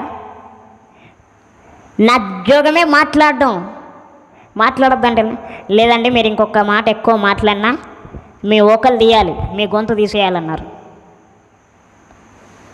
అర్థమవుతుందండి? మీరు ఎక్కువ మాట్లాడితే మీ గొంతు తీసేయాల్సిందే, మాట్లాడలేరు ఇంకా జీవితం, చాలా చిన్నగా మాట్లాడాలి అంతే అని చెప్పి అన్నారు. మనకు చిన్నగా మాట్లాడడం రాదే, పెద్దగా అరసు మాట్లాడడం తెలుసు. అయితే ఇంటికి వచ్చా, అంతలో ఫోను గుడివాడ నుండి, మీటింగ్ రండి అయ్య గారు. ఇక నాకు ఉంది ఫోన్ అనుకున్నా. అప్పుడు ప్రభుని అడిగా, ప్రభు ఏం చేయాలయ్యా నేనని.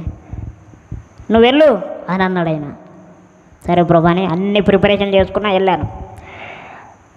అంటుంది మా అమ్మ, గొంతు తీస్తా అన్నారు, గొంతు పోయిద్దా అంటున్నారు, ఎందుకు అవన్నీ నువ్వు నాకు మాట్లాడొద్దని. మా అమ్మని శుభ్రంగా చెన్నై ట్రైన్ ఎక్కించి నేను గుడివాడ ట్రైన్ ఎక్కాను. దేవునికి స్తోత్రం. చెన్నై ట్రైన్ ఎందుకు ఎక్కించానంటే మా అక్క దగ్గరికి పంపించానండి, వాళ్ళ అత్తగారింటికి. ఆమె కన్సీవ్ అయి ఉంది, ఆమెను చూసుకోవాలని చెప్పి పంపించాను, డెలివరీకి తీసుకురావాలని పంపించాను. అప్పుడు ఏ గోలు ఉండదు నాకు, మా అమ్మగారు లేకపోతే పోకు ఉండు అని చెప్పి.